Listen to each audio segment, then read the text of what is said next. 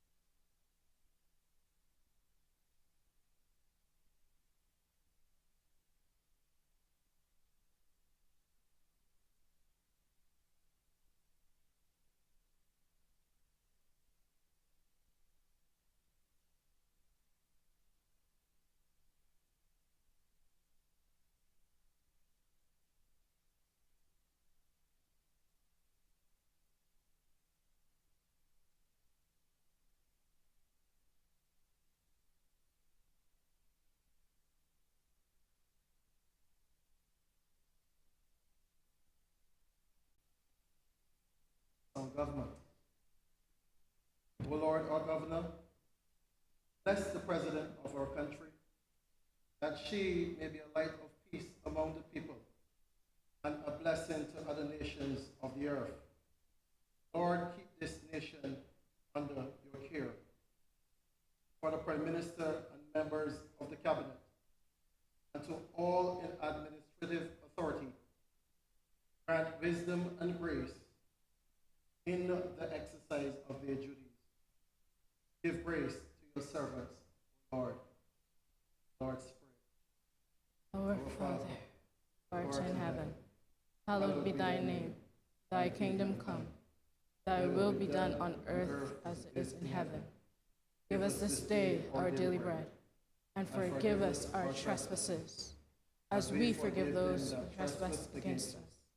And lead us not into temptation, but deliver us from evil. For thine is the kingdom, the power, and the glory, forever and ever. Amen. Amen.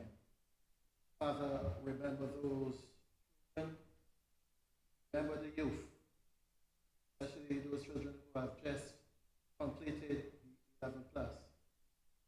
God, may you continue to have grace, favor upon the youth of this country.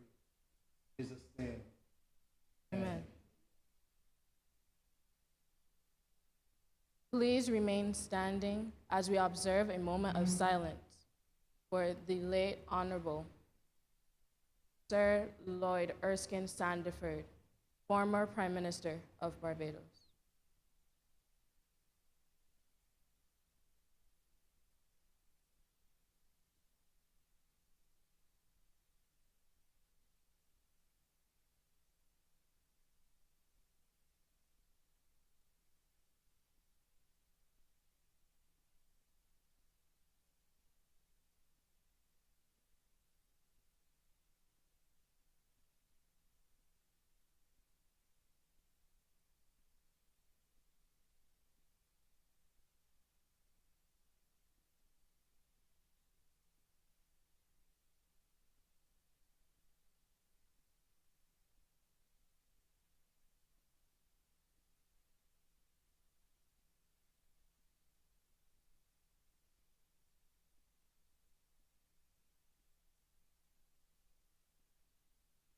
Thank you.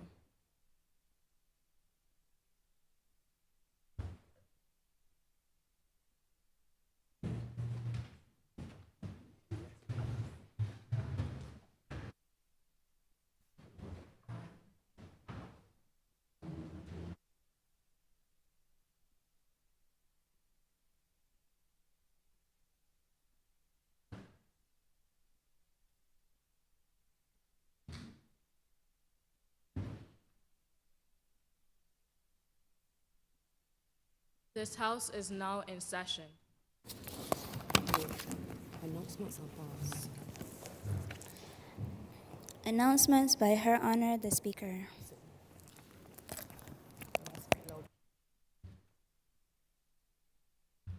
I would like to first acknowledge the presence of Her Honor Senator Elizabeth Thompson, Deputy President of the Senate,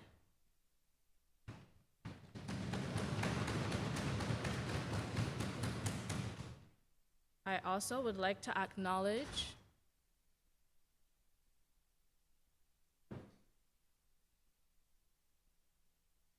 the Minister of Youth,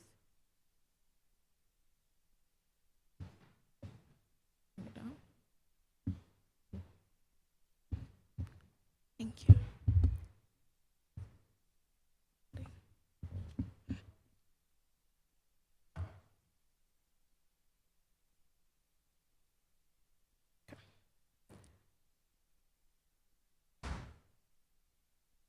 I would also like to acknowledge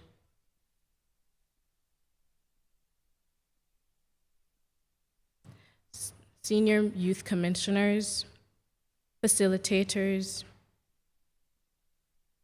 as well as members of the gallery.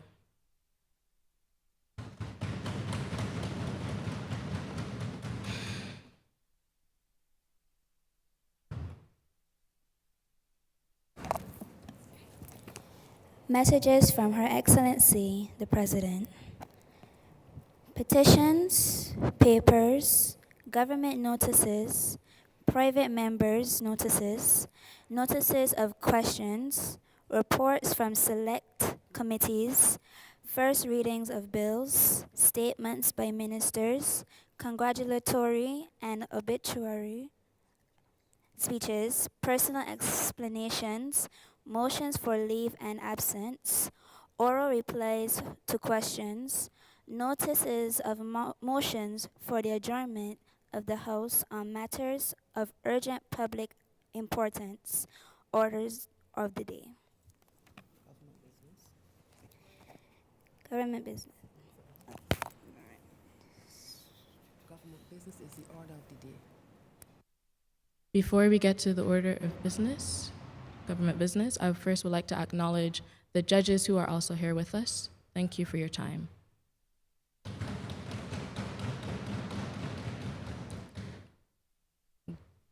Government business, order of the day.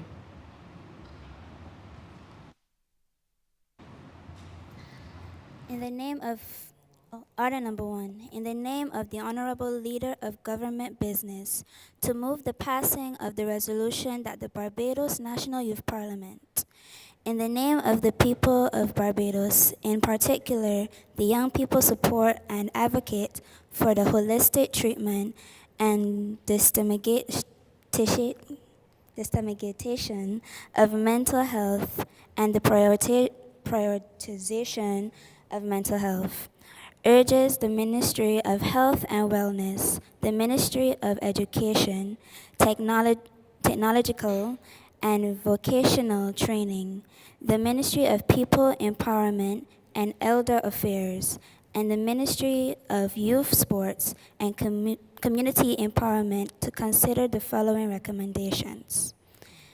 A. The BNYP, in collaboration with the other stakeholders, embark on the creation and expansion of a robust public awareness campaign to combat stigma, raise awareness about mental health issues, and promote help-seeking behaviors among young people across Barbados. B. Further prioritization of the reform of the Mental Health Act to be relevant for a modern Barbados. C. In educational institutions, the implementation of peer support groups should emerge as a valuable approach, whereby students volunteer are equipped with training and guidance to assist their fellow schoolmates. D. The establishment of more green spaces and further promotion of them to the public. E. Create more incentives and students studying psychiatry to improve the psychiatrist to patient ratio. F. The establishment of more adult daycares to offer our seniors a support community and social environment within which to age gracefully. And G. promotion of already present and active mental health initiatives, as well as the establishment of government-funded initiatives to target men's mental health and provide safe spaces.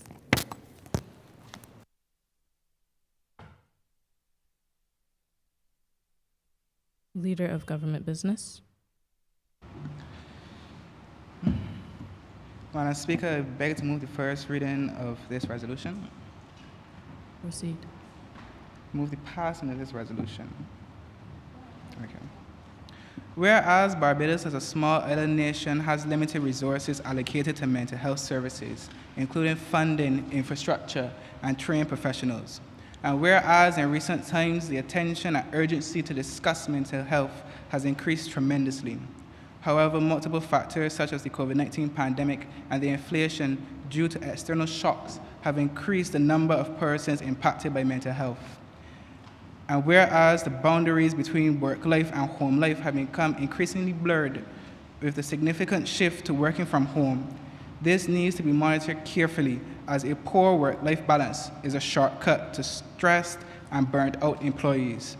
And whereas there is a need for amendments in both the Mental Health Act, which was last amended in 1998, as well as the Barbados Safety and Health at Work Act, which does not address the development of safe spaces for employees in the workplace.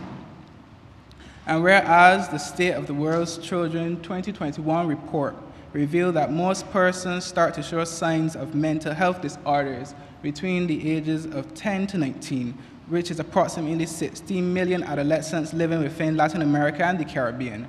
And whereas the Caribbean Public Health Agency, CARPA, reported in October 2022 that mental health disorders are now recognized as the 5th major non-communicable disease and a major threat to health and economic development in the 21st century.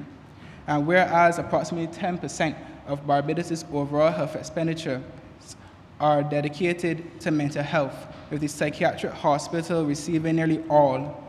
Regarding human resources, the World Health Organization estimates that there are around 300 government-employed mental health specialists, or 104 per 100,000 people. And whereas there is a paucity of research, with mental health research accounting for less than 1.00% of the nation's entire research output, according to the Mental Health Atlas 2020 Country Profile Barbados. Whereas there is a dire need for a standalone prevention policy to combat the rising suicide rates of this nation, which as of 2019 were at 0.60% per 100,000 according to the World Bank.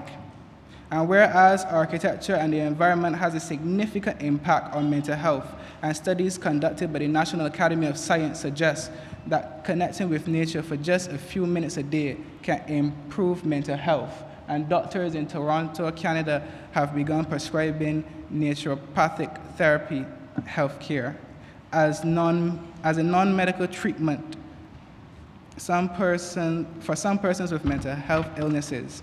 And whereas the members of the Honorable Barbados National Youth Parliament, BNYP, are committed to improving the living standards of every Barbadian by using our voices to raise concerns for all matters affecting this country.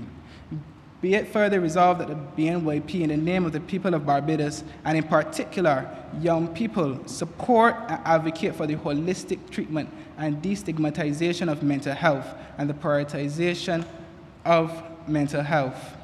And be it further resolved that the BNYP urges the Ministry of Health and Wellness and the Ministry of Educational, Technological, and Vocational Training, the Ministry of People Empowerment and Elder Affairs, and the Ministry of Youth, Sports, and Community Empowerment to consider the following recommendations. A, the BNYP, in collaboration with other stakeholders, embark on the creation and expansion of a robust public awareness campaign to combat stigma, raise awareness about mental health issues, and promote help-seeking behaviors among young people across Barbados. B, further prioritization of the reform of the Mental Health Act to be relevant to a modern Barbados. C, educational institutions, the implementation of peer support groups should emerge as a valuable approach whereby students volunteer are equipped with training and guidance to assist their fellow schoolmates. D, the establishment of more green spaces and further promotion of them to the public. E, create more incentives for students studying psychiatry to improve the psychiatrist to patient ratio. F, the establishment of more adult daycares to offer our seniors a supportive community and social environment within which to age gracefully. And G, promotion of already present and active mental health initiatives, as well as the establishment of government-funded initiatives to target men's mental health and provide safe spaces. Madam Speaker, I now ask that this bill be read a second time.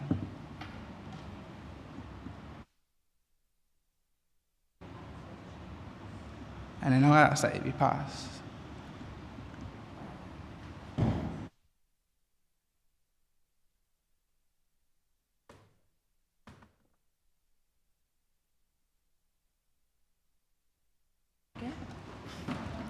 I would like that to be stricken from the record. I rise to move the passing that this resolution do not pass. I second that.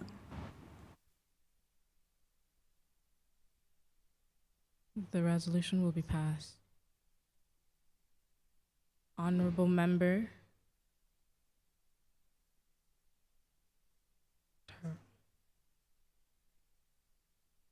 Honorable Member Jofana Eiffel.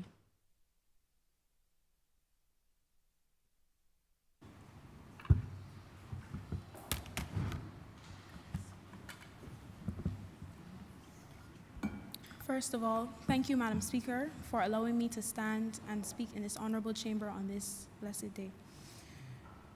I was inadvertently taught by the women in my life to be strong, don't show cracks, and be that person that people can depend on, how to not cry when everyone else is. Because in order to comfort, you have to appear as if it doesn't hurt. You can't hurt. Because who would want to lean on a broken cane? Who would want to sit in a broken chair? And who would want to depend on a broken person? Things like sharing how I feel is not something I could do easily, because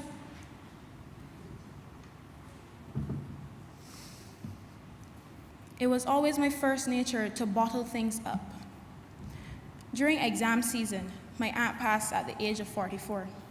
She was one of those always making jokes types of persons. But she too never came and expressed how she felt. She too continuously bottled up the generational trauma and allowed the mental scars to fester, until eventually she had enough and she gave up the fight. In Caribbean culture, this is very common. Some people don't even believe that mental disorders, mental illnesses like depression, anxiety, and bipolar disorder are even real. See, if knowledge is understanding, how can our people understand if they don't know? The government has suggested that there be more robust public awareness campaigns in order to bring this knowledge to our country. Because yes, we acknowledge that there already are methods to get this information out there, Madam Speaker. However, it is not reaching as far as it must. Because if our people are to understand their own mental health, much less that of others, then they must know, and they must be equipped with that knowledge. And we, the government, seek to not just provide more, but to grow it.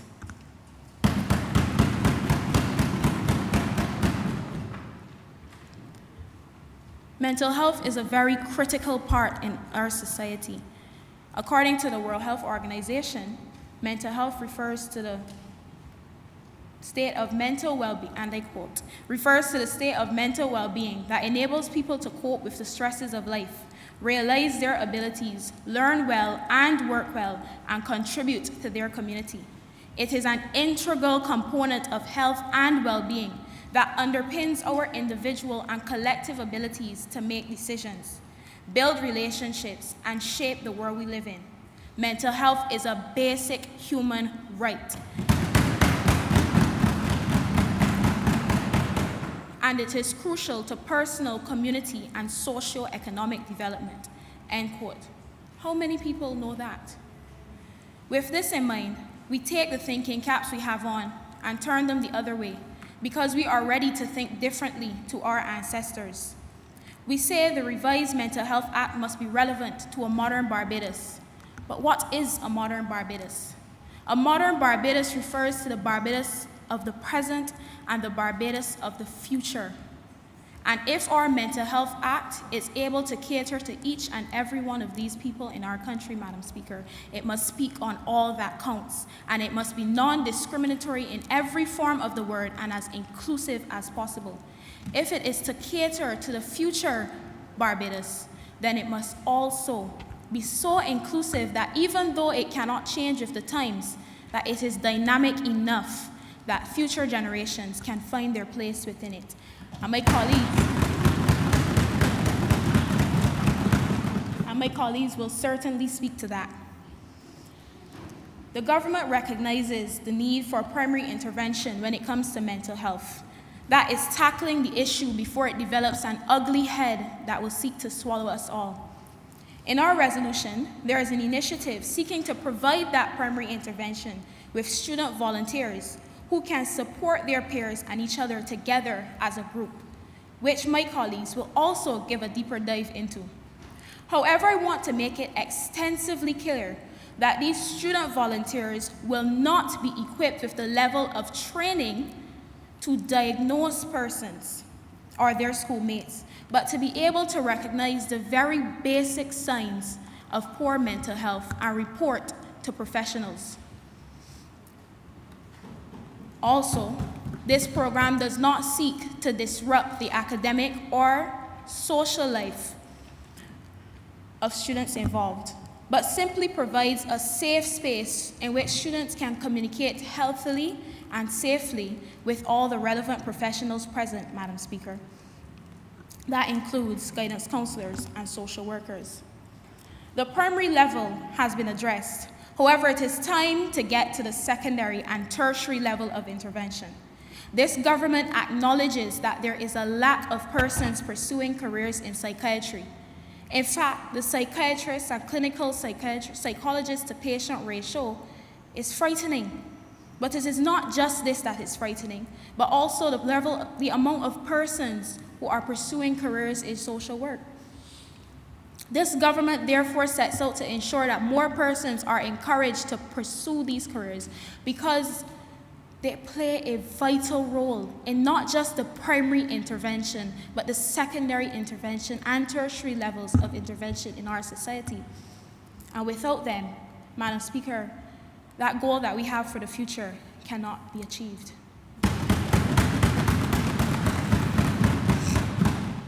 Madam Speaker, while the aim of this resolution brought before you is to be as inclusive as possible, the need for serious intervention when it comes to men's mental health too has been acknowledged. See, even though there are more beds for men in the psychiatric hospital than women, and even though women are less likely than men to seek help for drug and substance abuse, research from the National Institute on Drug Addiction shows men are more likely to use illicit or illegal drugs than women. It is no secret that many of our high-risk youth are males. The persons not pursuing higher education are males. And the persons, when we look in the media, the persons committing suicides, many of them are males. Crime rates, many of them are our young males. So would it not make sense, Madam Speaker, that our young males have a bit of that attention too?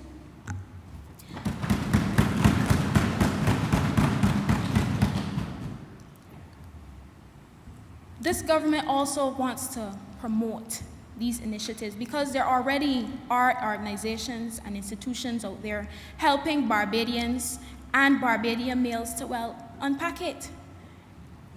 These organizations are doing good work, but in order to get the job done, we say there must be more.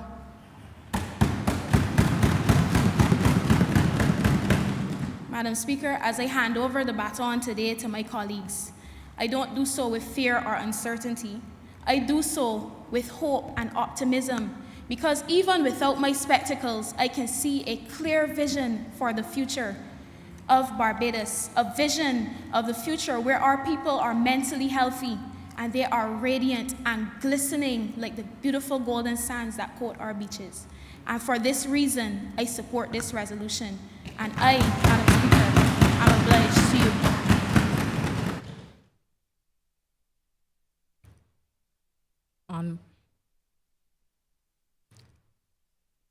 Honorable Member Tyrell Giles.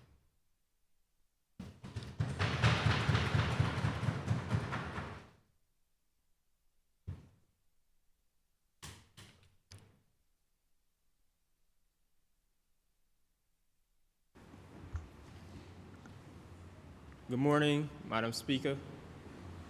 Good morning, colleagues. I first want to begin this debate by extending my condolences to the family, friends, wife of the former Prime Minister, Sir Lloyd Erskine Sandiford. We saw that his tenure as Minister of Education has seen the establishment of the Barbados Community College, which in turn had a major impact, and a positive impact, I might add, on many Barbadians, including myself, as I'm sure many of us attended. In principle, Madam Speaker, I support this resolution. But if you really want to get down to specificity, I don't. And I'll tell you why. However, just like previous debates, whether it be climate change, whether it be educational reform, or whether it be crime, we know that this isn't an issue which can be politicized. And I'll further explain that mental health does not care which party line you toe. And Madam Speaker, I brought a bag today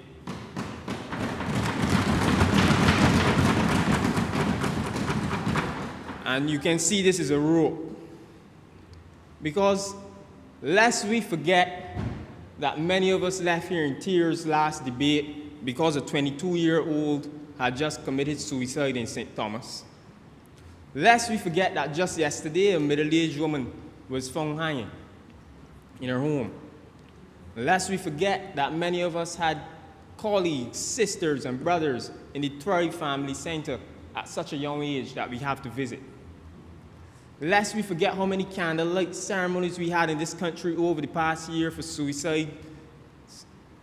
And lest we forget how many communities are still hurting to this day. Dr. Colin Rickard, Madam Speaker, who drafted and I need to quote this, the mental health reform proposal in 2001, he said, "The burden of mental health on both developed and developing economies is significant, comprising of 15% of the total morbidity as measured by those in work who report sickness days due to a mental illness." So you can understand that mental health and mental illnesses affect us all, even in work, which is why we now have the terms such as low days. The mind just isn't there. It is against that backdrop that I hear say that the solutions provided to us, well, recommended to us by the government, aren't enough. Because green spaces, Madam Speaker, and incentives for just psychiatry students, it shows that the resolution therefore lacks an academic review of the literature surrounding mental health. And I therefore go on to say that these recommendations will never have stopped those victims from using the rope.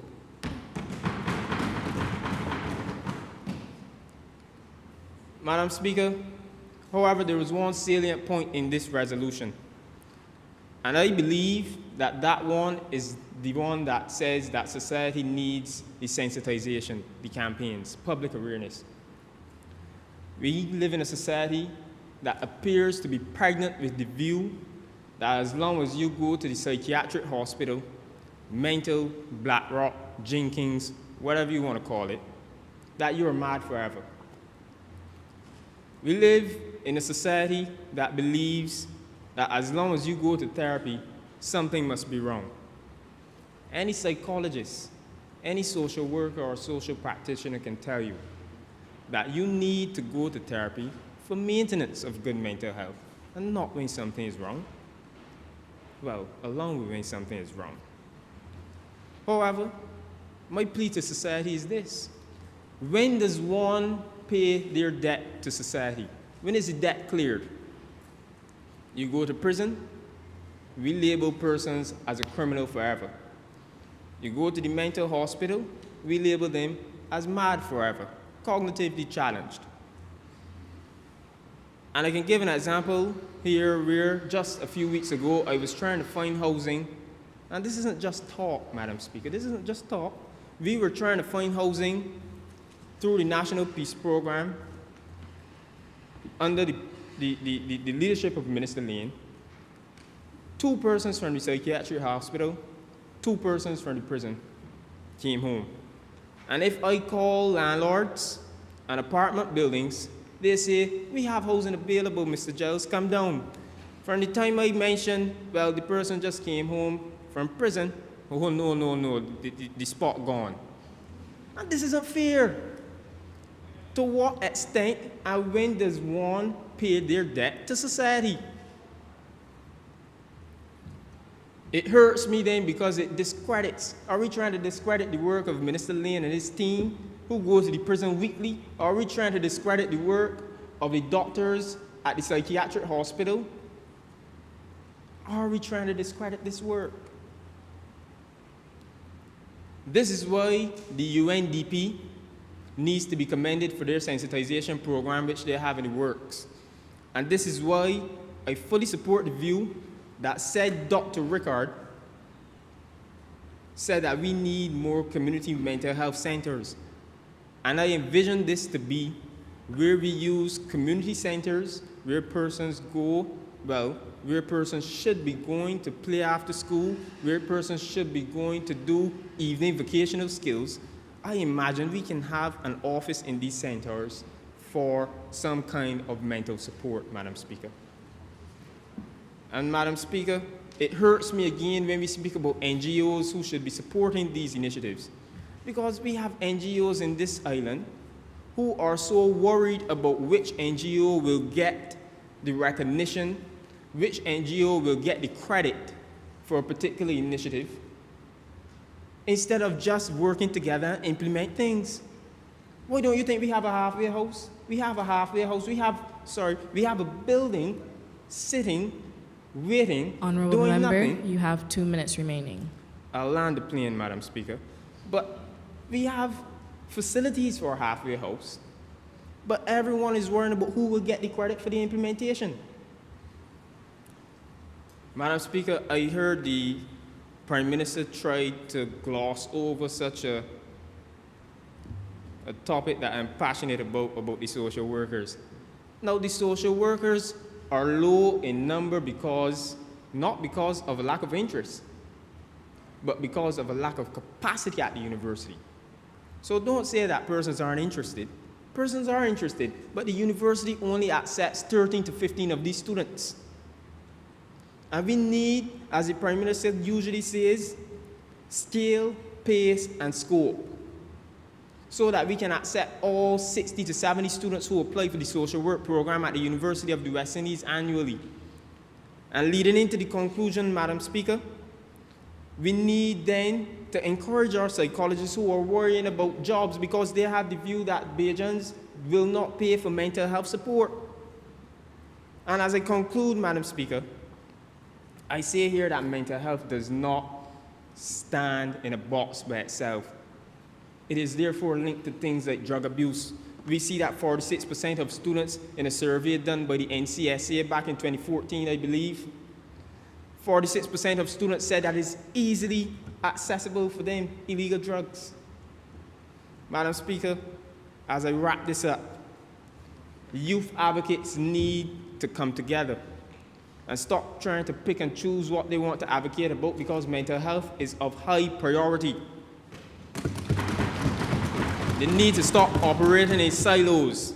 Let's Unpack It. I saw a beautiful package by Let's Unpack It this morning, led by Mr. David Johnson and Chelsea Jordan. And it comprises, and this is very important, I'd love to make it a document of the House or even the country if I can. But it comprises a list of governmental and NGO agencies which provide mental health support, which all of us can benefit from. Don't wait until the time comes that you're feeling down and lonely, but get that support now and check out that document by Let's Unpack It. But I close here by saying NGOs themselves need to come together, and they need to tie themselves together before someone else ties the rope. And NGOs need to become inseparable and unable to be split apart before someone else slits their wrists.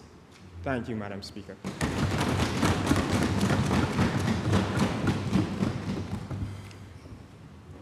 Honorable Member Tremaine Trotman.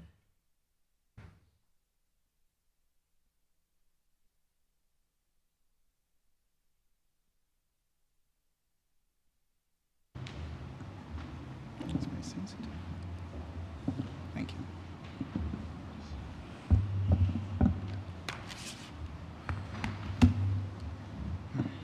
Thank you for recognizing me, Madam Speaker. People who see people want others to see people. People who hear people want others to hear people. And people who feel people want others to feel people. A quote by the Honorable Prime Minister of this country, Mia Amor Motley. Madam Speaker, we are here today because we see people. We see how mental health has affected persons, especially coming out of the pandemic. That is why we are bringing this resolution to this honorable chamber today. These people who suffer in silence every day because their environment is not conducive to the well-being of their mental health. The Prime Minister sitting to the left of me cited the WHO in saying that mental health is a state of well-being, and that word, Madam Speaker, is important in underlining how we treat to mental health. It is not any different from our physical health. In the same way we feel sick some days, and other days we feel like we can jump over the moon, the same is true for our mental health. So true that a child could understand how states of matter change. Madam Speaker, I am sure we all learned in primary school and secondary school how water has 3 states of matter: solid, liquid, and gas. But let's get out of the lab and back to this debate. Because while our mental health is not as simple as the states of water, they are both affected by the environment in which they are in. Madam Speaker,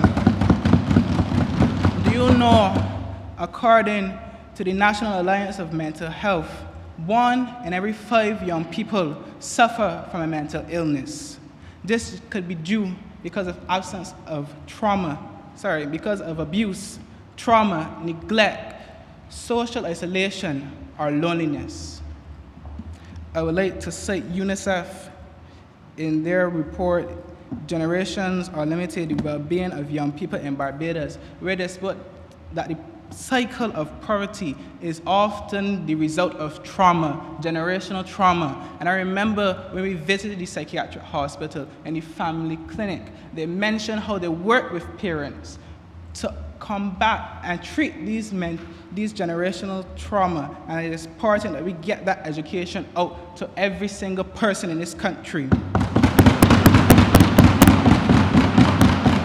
Again, Madam Speaker, it is because of the environment. And the sad reality we face in this country is that not everyone has the ability to change their environment so easily.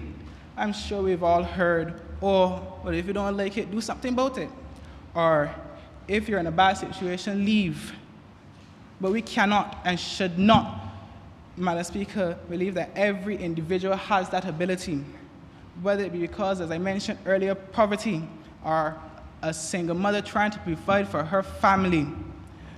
or whatever it is, being, as I mentioned earlier, living in silence. That is why, Madam Speaker, this resolution here today speaks about hearing people.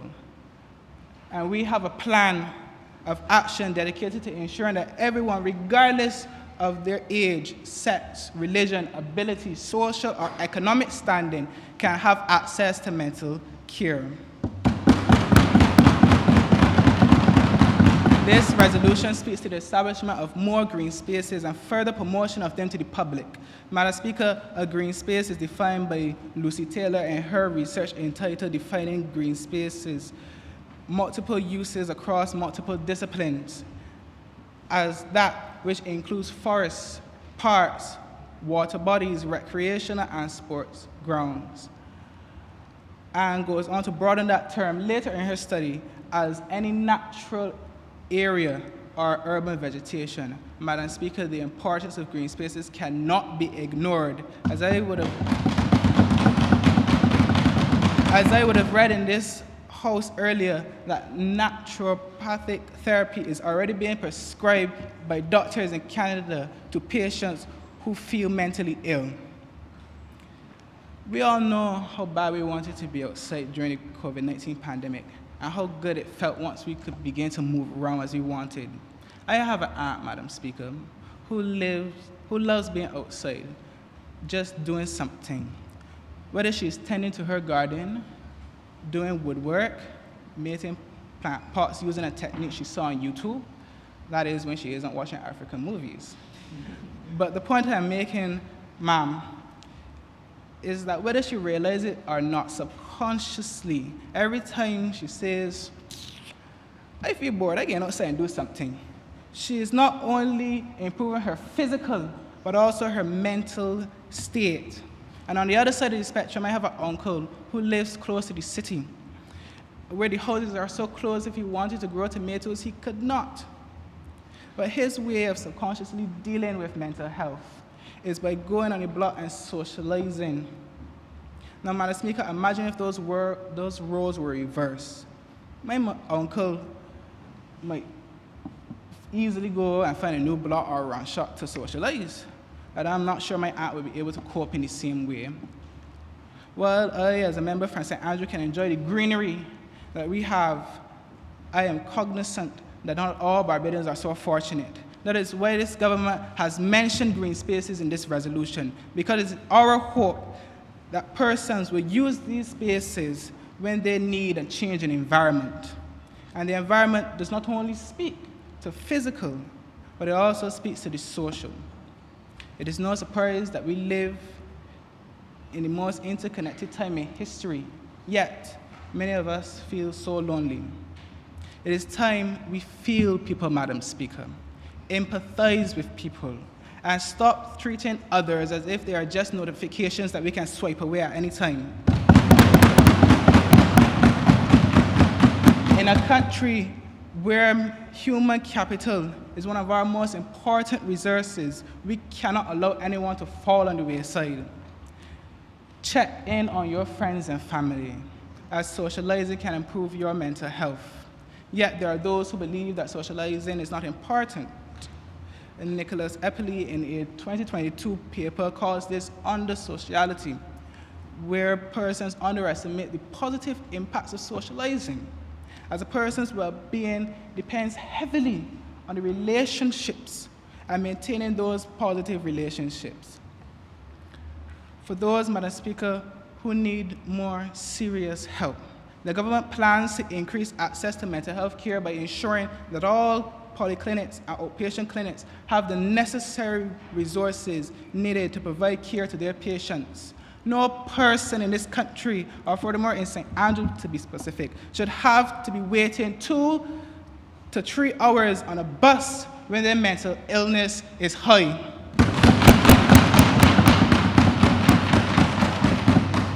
Madam Speaker, as I sense my time is drawing near, I would like to read a message that I would ask you to make a document to the House earlier. From Let's Unpack It, the Vice President of Let's Unpack It, Chelsea Jordan, 24-year-old Barbadian. Honorable member, you have 2 minutes remaining. Thank you. Youth mental health is not a topic we can continue to put off. The youth are our present, and an unhealthy present makes for an unhealthy future. The truth is, mental health problems plus illnesses do not discriminate. They do not discriminate. They affect us all. The quicker we can understand this, the more deliberate actions we can take for our youth and for the safer and healthier living standards of our population. We need more research, more resources, more targeted health policies. We need more mental health for our people and more for the youth in the Caribbean. This resolution is a stepping stone in seeking to do that for mental health. We are seeking to do more for mental health and more for the youth in this country. Because as I said in the beginning, if we do not see people, we cannot care for them. We, the government, are committed to improving the physical and social environment of all Barbadians. And with that, I commend this honorable resolution to this House. And I thank you, Madam Speaker.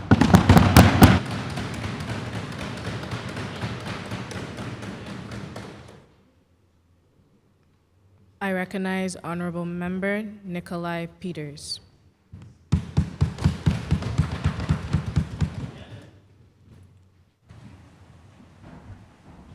Madam Speaker, I'd like to begin by offering my condolences to the fourth Prime Minister of Barbados, our Lloyd Erskine Sandiford.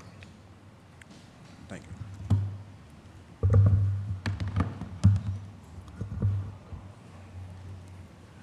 What is mental health? It's the thing that should be paramount in our lives. Today, I wasn't sure if I was going to be as vulnerable as I intended, but after seeing the tour of the psychiatric hospital, it changed my mind. I had a change of heart. On October 2022, I was hospitalized at the UE Hospital in Jamaica while studying. February 2023, the QEH Hospital. And not so long after, and it may come as a shock to some people, February 2023, assessed at the psychiatric hospital. Now, my thing about this is that upon hearing this, some people's opinions may change of you, because how you get there, you're doing drugs, you're doing this, what happened? Now I'll tell you this much. Stress, lack of sleep, all of these factors can lead you to the collapsing of your brain. Now let me ask you this. When the engine check sign comes on, we don't ignore it, or at least we shouldn't, I should say, because some people do. And now that that information was shared, we can get into what the statistics look like. The statistics go something like this.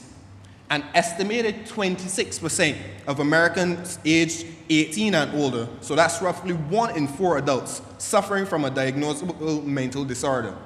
Approximately 9.5% of American adults aged 18 and over will suffer from a depressive illness inclusive of major depression, bipolar disorder, or dysphonia each year.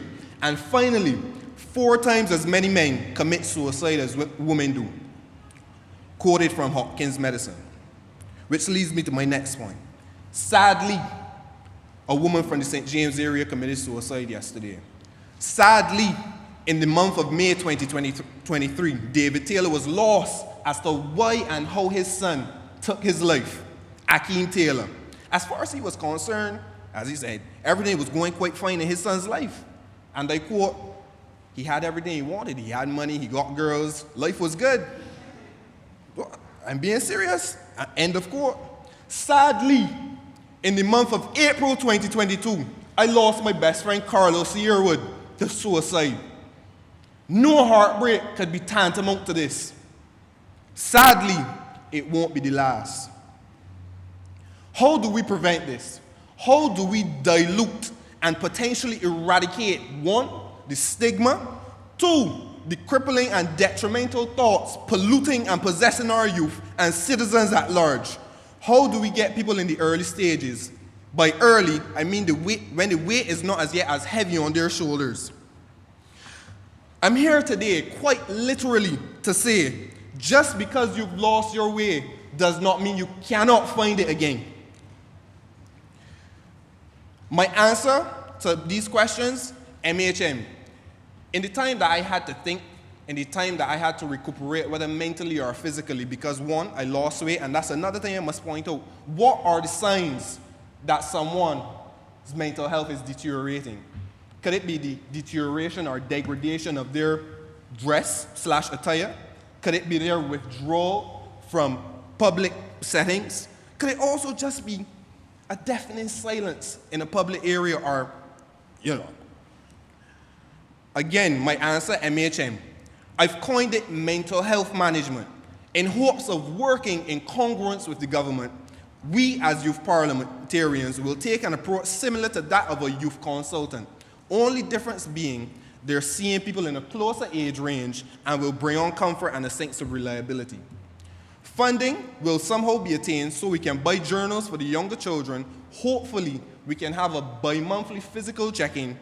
Confidentiality will be had. Healthy and vulnerable relationships will be had. And this is in response to G about implementation. While promotion is all fine and dandy, creation is also imperative, hence MHM. It may seem minuscule, but you know what they say. The journey of 1,000 miles begins with one step. Ladies and gentlemen, we're steering the vehicles of our lives. Therefore, in the future, help a sister and a brother steer. We must be kind to each other, we must listen, and we must also have a sense of empathy in everything that we do. Because one, you do not know what people are going through. Two, you don't know if it will be the straw that breaks the camel's back. Quite frankly, this was the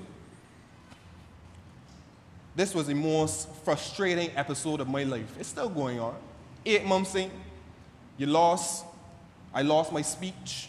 I couldn't walk. I wasn't eating. I lost 20 pounds for crying out loud. And lying on a hospital bed, do you know what it's like to hear the most asinine comments about yourself when you're really just going through it and you need a shoulder to cry on?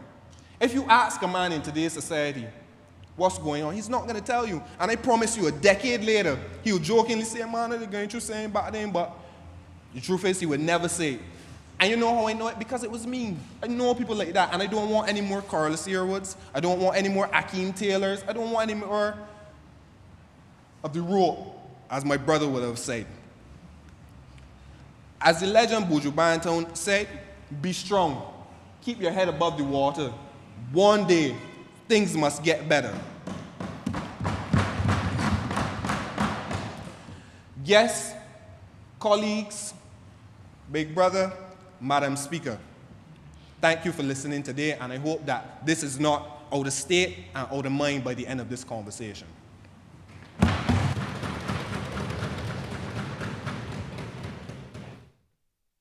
I recognize Honorable Member Sarah Bisram.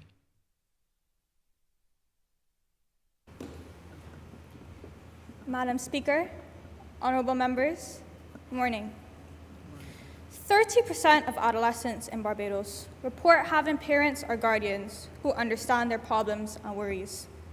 Madam Speaker, that is less than half. UNICEF estimates that the prevalence of mental illnesses in Barbados among adolescents aged 10 to 19 was 16.5% in 2019, and mental illnesses in Latin America and the Caribbean cost the economy $30.6 billion. Madam Speaker, as I start today, I'm not sure what to be more mortified by. The silent cry for help in these statistics, or the fact that, like the rest of the world, many Barbadians are unable to even define the term mental illness, let alone recognize the symptoms or risk factors associated with any of them. Madam Speaker, this is not good enough. If there's anything the pandemic has taught us, is the fragility of mental health. Post-pandemic Barbados must have a system that equips every citizen in this country with the tools to not survive, but thrive. That is the power of action, and why I choose to support this resolution. Specifically, the provision for a robust public awareness campaign to combat stigma, raise awareness about mental health issues, and promote help-seeking behaviors among young people across Barbados. According to the Mental Health Atlas 2020, Barbados has 9 community-based or non-hospital mental health outpatient facilities. Mental health services can also be accessed from the psychiatric hospital itself, the Queen Elizabeth Hospital, private psychiatrists, and health centers. But Madam Speaker, we cannot just have the services and make them available, especially when the conversation around them remains one of shame. I agree with the Leader of Opposition. To many Barbadians, the psychiatric hospital is still the mental. Young people have nothing to worry about, and other people have it worse. Solutions preceding awareness are pointless. You cannot and will not seek help for something that you don't recognize as a problem. Not only that, but the once mad, always mad mentality of our population will continue to dampen any attempt at reintegration until education is at the forefront.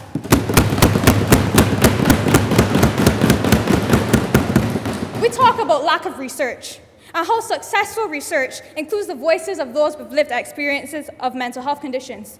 But Madam Speaker, the truth of the matter is that by labeling every other person as mad, we have not proven to anyone that they can safely engage or actively participate. And so the challenge of developing relevant mental health programs and initiatives continues, and it will continue.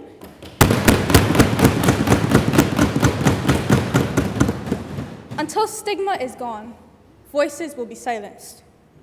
The government is suggesting a public awareness campaign, specifically one that takes advantage of the social media space.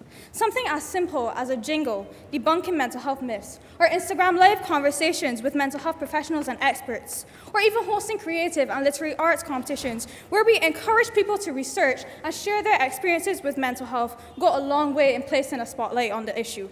We're already seeing the impact of such campaigns. A lot of people mentioned Let's Unpack It. Let's Unpack It. Right here in the Caribbean, is providing a platform for actionable conversations and breaking down the stigma. Their initiatives like Feature Fridays and upcoming podcasts are instrumental in correcting misconceptions about mental health. Yes, there are already initiatives in place.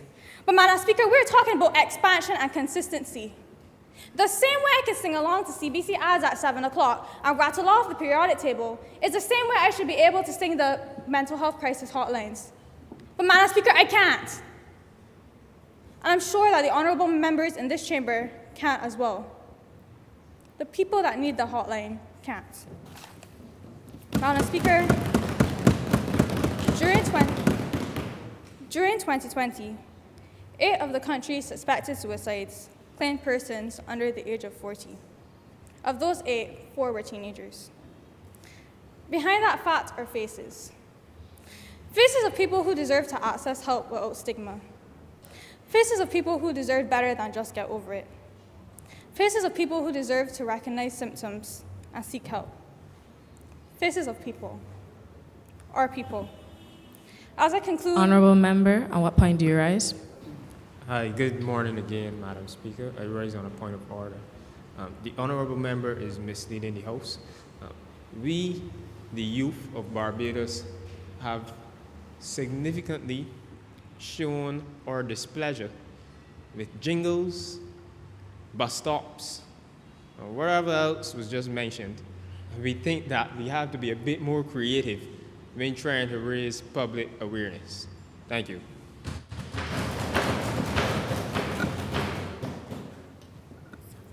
Honorable member, I would like to let you know that you have 1 minute remaining. Okay. The point of the resolution speaks about expansion and conversations. The jingles that I mentioned or whatever else that I mentioned is not the only thing. We understand that everybody is not going to be able to connect with that. But the point was that we need something that persons can remember exactly what the hotline number is. We subconsciously remember stuff even if we don't view them as the best. I can sing along to the CBC ads on television. Does that mean I'm interested in the CBC ads on television? No. But it sticks in my head because it was memorable. And that's what we need. We need wider conversations, and the expansion programs will seek to do that. And we will receive feedback from students and whoever else in the public so that they can be catered to exactly what persons need and what conversations they want to have.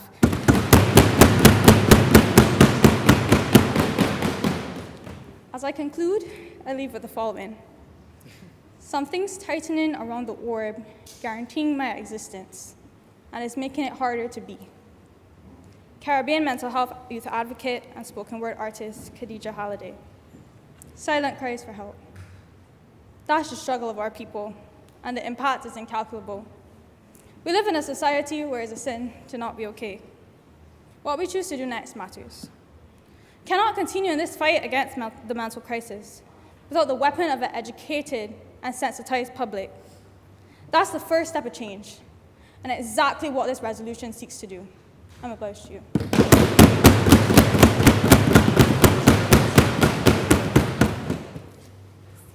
I would like to recognize the honorable member Tyson Holder.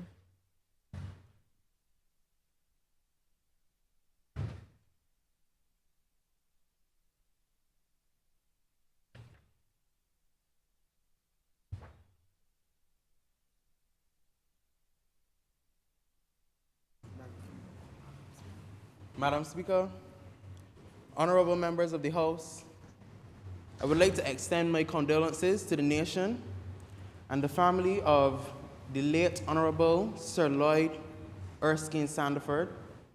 Before I start my speech, now, I am pleased that we have been given the opportunity to shed light on a topic that has been underlooked for far too long. And it's unfortunate because the reality is that mental health is real and universal. It's time that we as a society take care of our mental health, as it is just as important as our physical health. Now, let me first start by commending the government on their willingness to lead this conversation by presenting this resolution today. However, I believe that it lacks substance. The only way to combat the level of stigma on this seemingly taboo conversation is to raise awareness and educate persons on the real adversities of neglecting mental health. The resolution further goes on to discuss reforming the mental health, and I'm also in agreement with this, that it needs to be revised to suit a more modern Barbados. However, from point C, things start to get a little murky. Now, it states, in educational institutions, the implementations of peer support groups should emerge as a valuable approach whereby student volunteers are equipped with training and guidance to assist their fellow schoolmates. Now, this is all fine and dandy. Students already have many, many resources extended to them for their mental health. There are guidance counselors on campuses, as well as online. But where are the mental health services for the teachers? The teachers who have to constantly come in every single day with their own personal lives and function and are expected to function at maximum capacity. Every single day, teachers are expected to live up to a certain standard, but yet we don't include them in the conversation of their mental health. The leader of government business spoke to a resolution that includes all, but where is the inclusion for teachers?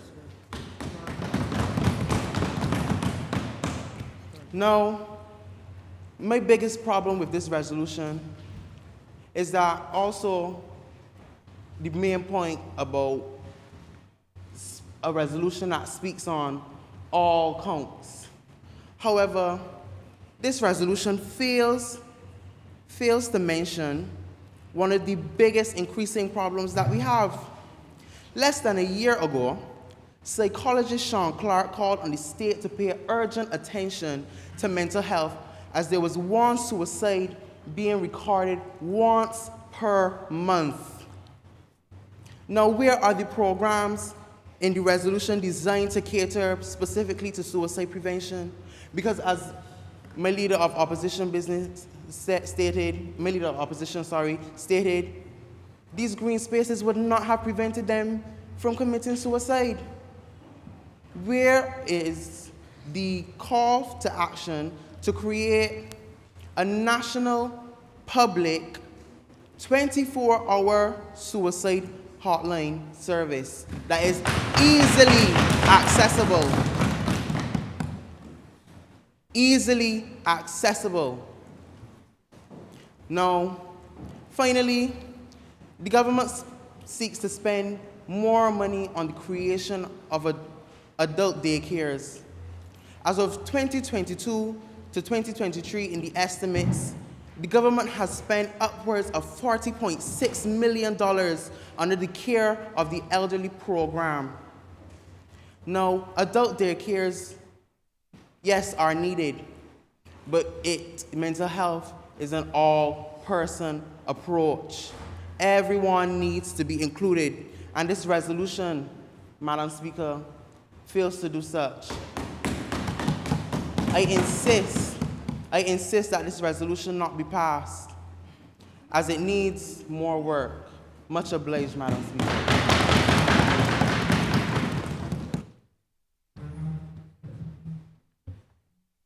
Honorable Member Caleb Roach. Thank you for the recognition, Madam Speaker. Ma'am, today I would first like to start by saying I fully support the resolution laid before this honorable chamber provided by my government. But today, ma'am, I would like to focus on the policy aspect that needs to happen in order for the resolution to become, as we stated before, inclusive, relatable, and up-to-date for modern Barbados. And ma'am, this can happen through facilitation through government. Government has the social partnership. Government is able to engage the stakeholders, such as the Let's Unpack It organization, the disability community. Everybody in the country needs to be able to sit down with government and lay out the issues that they are seeing with their sectors in mental health. Because at the end of the day, man, it is a whole country approach and not just a government side approach. I also would to draw reference to 2019 report by the Ministry of Health and Wellness. With this report, they outlined their commitment to reintroducing and reforming a new robust system for financing. And this framework, I would like to highlight two critical recommendations within this report. The first one, ma'am, was recommendation to make mental health, to make the health system more effective, and to implement a system that can generate and guarantee earmarked funding that can be used to hire and train specialized staff for the psychiatric hospital who I know need it, as stated by many members in this honorable chamber. But man, not only they need the resources lacking, but I believe that it's necessary for our nation's development that we have more specialized trained staff in the country, because, ma'am, I think only seven psychologists on island, and man, that's not enough for a country that has a population over 200,000. That is not enough. And that's why this government is committed to prioritizing the reform of the Act. Honorable Member, on what point do you rise? Madam Speaker, the honorable member is misleading the House. I'm not sure which Barbados he's living in that only has 7 psychologists, but we know that psychologists graduate from the University of the West Indies in the dozens every year. Wait, okay. But, Madam Speaker, I know the honorable member was at the psychiatric hospital with us when they said that a lot of the people when they graduate university, they leave the island, brain drain right there, ma'am. So, honorable member, I'd like you to please educate yourself and have an elephant memory. Thank you. But, ma'am, not only just we need the resources and the personnel training, but, ma'am, the system does not, as people may have stated earlier, it does not properly include the youth. And that's why in this report, ma'am, it states the establishment of a national adolescent health strategic plan and adolescent health and wellness promotion areas in both mental health and sexual health. Madam Speaker, these are initiatives that are needed. Well, thank you, Prime Minister. But man, the ministry was able to build this report based on the momentum of the 2030 agenda, because man, they recognize that in order for the sustainable goals and development to be reached, consistent and heavy funding must be given to our youth. And man, that is why we say that the prioritization of the reform is needed to include all of this that I just stated earlier. But man, not only just the youth is not properly included, but the disabled community, ma'am. When we look at other countries like Australia, there is a national disability insurance scheme. A scheme, ma'am, through vigorous consultations with their civil society, they were able to do that. I'm not saying that we were able to do it on the same scale as Australia, but I mean, Barbados is a country that can punch above its weight, and we can do it in a pragmatic way that can benefit all of society, especially those in the disabled community who also suffer from mental illness. Ma'am, I believe that Barbados, if we want to reach the gold standards of excellence, not just the funding, ma'am, but the inclusivity is needed. And ma'am, I'm not just saying this as just talk, because this government is committed to doing the action. Honorable member, you have 1 minute remaining. Don't worry, ma'am. Land the plane. But, Madam Speaker, I also now take this with that backdrop, salute the noble professionals at the psychiatric hospital who, despite the lack of resources, despite the lack of support and advocacy, they're still able to go in every single day and do a noble job and administer the mental health treatment that the country is so in dire need of more support of. And a government business said this government is a government that hears and sees people. So do not worry, help is on the way. And this government, I know, I will push them too, to make sure that the reform is inclusive, and the reform is relevant to modern Barbados, and that the reform will include all of society. Of that, ma'am, I'm obliged to you.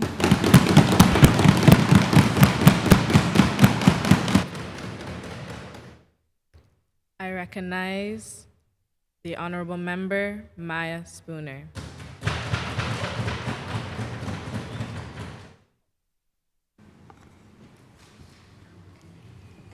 Good morning, Madam Speaker and honorable members.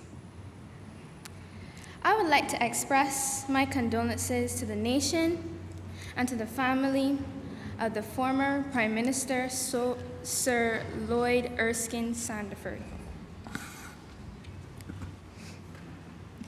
Before I start with my speech, I would like to make things clear between mental health and self-esteem. However, I know that there's a link between the two, but there's a blur line between the two.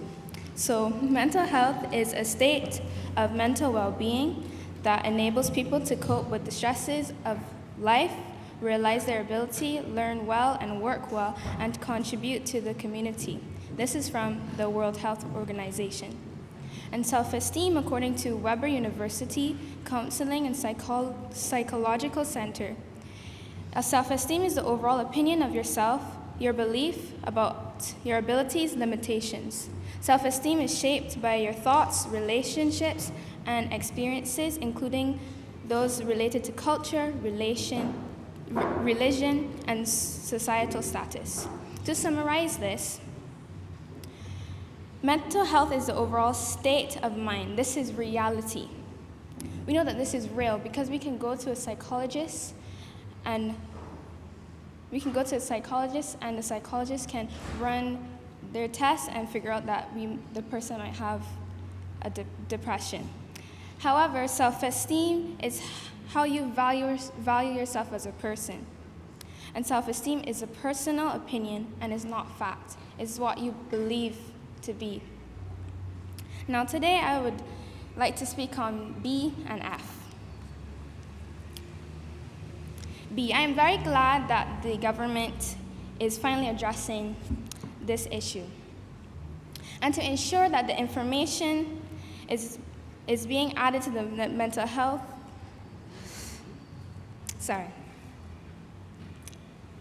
To ensure that the information added to the Mental Health Act is helpful and beneficial and of substance to the society, to help the people of Barbados, and to help create and develop this new modern Barbados. And this can be achieved by conducting surveys and having community research. Because by conducting these surveys and doing community research, we can collect data and information about the current state of mental issues of Barbados. Thus examining this so that you can add more value or you can take out what is not necessary in the Mental Health Act. F. In subset F, there are 21 existing adult daycares across Barbados, mainly in St. Michael, Christchurch, and St. Philip. And establishing more adult daycares is simply not enough, because I believe, Madam Speaker, that 21 adult daycares is adequate to be relocated across Barbados. Honorable Member, you have 2 minutes remaining. I will soon wrap up.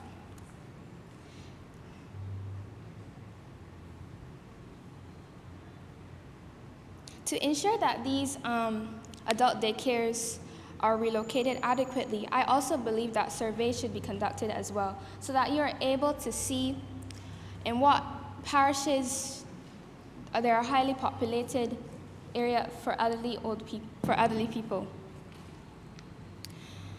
Wrapping up, Madam Speaker. I believe that a program or a training or education system should be implemented to help educate people who are taking care of their elderly loved ones. And I don't see this in subset F, because people get frustrated and the easiest thing that they can do is throw their elderly loved ones in the hospital.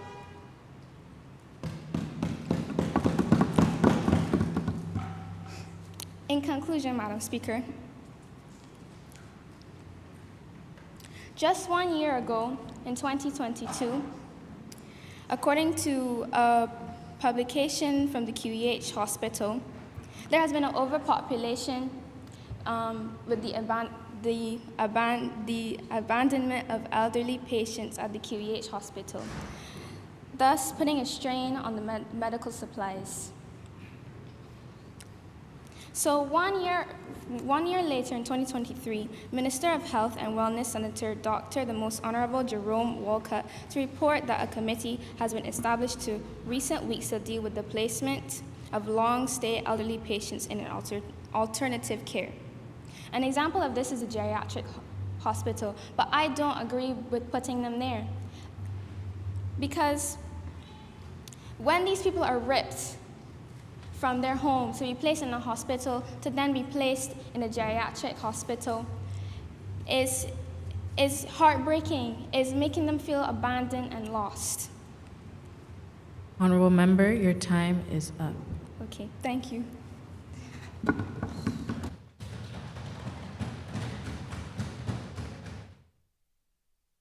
I now recognize the Honorable Member Narissa McQuarrie Williams. Good morning, Madam Speaker. Good morning, honorable members. There's a time for everything and a season for every activity under the sun. A time to be born and a time to die. A time to plant and a time to uproot. A time to tear down and a time to build. Now is the time to reset and rebuild the legislative foundations of our mental health system in this nation to accommodate the growth of our nation. Honorable members, I'm not sure if you've had taken the time to look at our Mental Health Act. There's no denying the fact that this should be a relic of our past. This 34-page document, it focuses on the institutionalization of individuals facing mental health challenges, looks even at the management of their property and their affairs. But on our tour of the psychiatric hospital, what did you see? Did you not see a staff committed to the well-being and the rehabilitation of their clients? Did you not see a staff looking to reintegrate these individuals into society? The director is even seeking to look for ways that they reduce hospitalization. Should not our act reflect such efforts, support such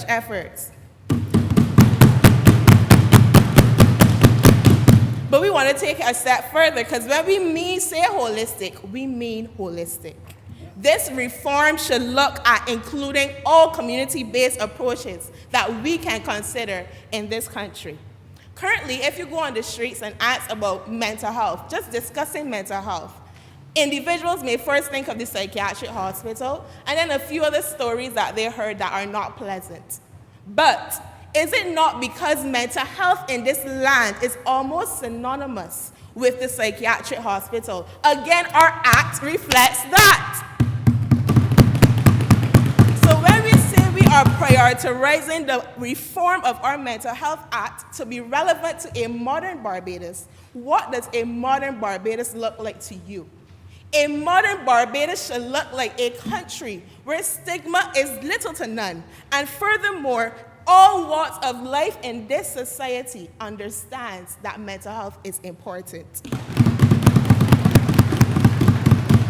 Our reform looks at our resolution that we propose today is looking at initiatives to implement for all walks, elderly to the young, in schools. We are therefore also aiming to create an act that facilitates these initiatives. In Australia, the best practice, the mental health system that is looked up to, there's a notable partnership between government and the private and community sector. But what is even more notable is the focus on government on the treatment and the focus of the private and community sector on well-being programs, support, and assistance.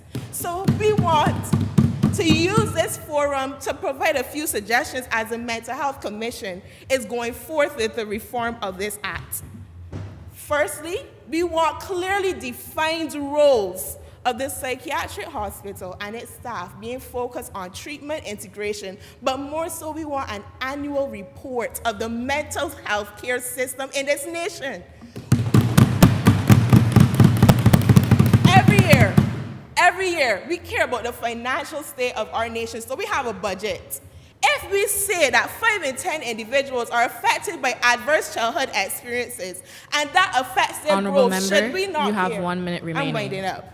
Should we not care about the mental health care system and report and publicize on it as well? On the other hand, there needs to be a new entity created to promote and focus on the prevention of mental illnesses in this nation. Similar to Australia's Mental Health and Wellbeing Promotion Office, we need an institution, an entity that will focus on the promotion of these initiatives. Furthermore, we need an entity that is led by NGOs and social enterprises that can push this information in their respective communities. I've said it before, we are one body and we aim to complete this work in this nation. And therefore, we want it reflected in the reform of this act. I'm obliged to you.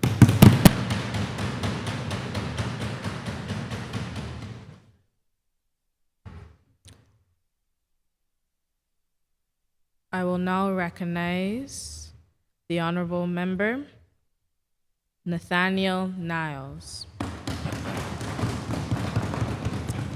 Thank you, Madam Speaker. Ladies and gentlemen, today I would first like to give my condolences to Sir Lloyd Erskine Sandiford family. I pray he will continue resting in peace. But today, I come to deal with the resolution. Right? Let's look at Resolution D. It states clearly the establishment of more green spaces, further promotion of them to the public. Now, I must commend the government side on explaining what that is. But it seems as though you're trying to tell me that if a person is having a mental breakdown, they should go out where there are green spaces to go and do some vegetation, or to go and kick a football, and that will solve the problem. No, it will not. So when you are going to bring an implementation, state to me correctly how it will help with mental health. Because the normal Bajan have to understand what is the point of the implementation, not only us in this honorable chamber. So work on that. Thank you very much.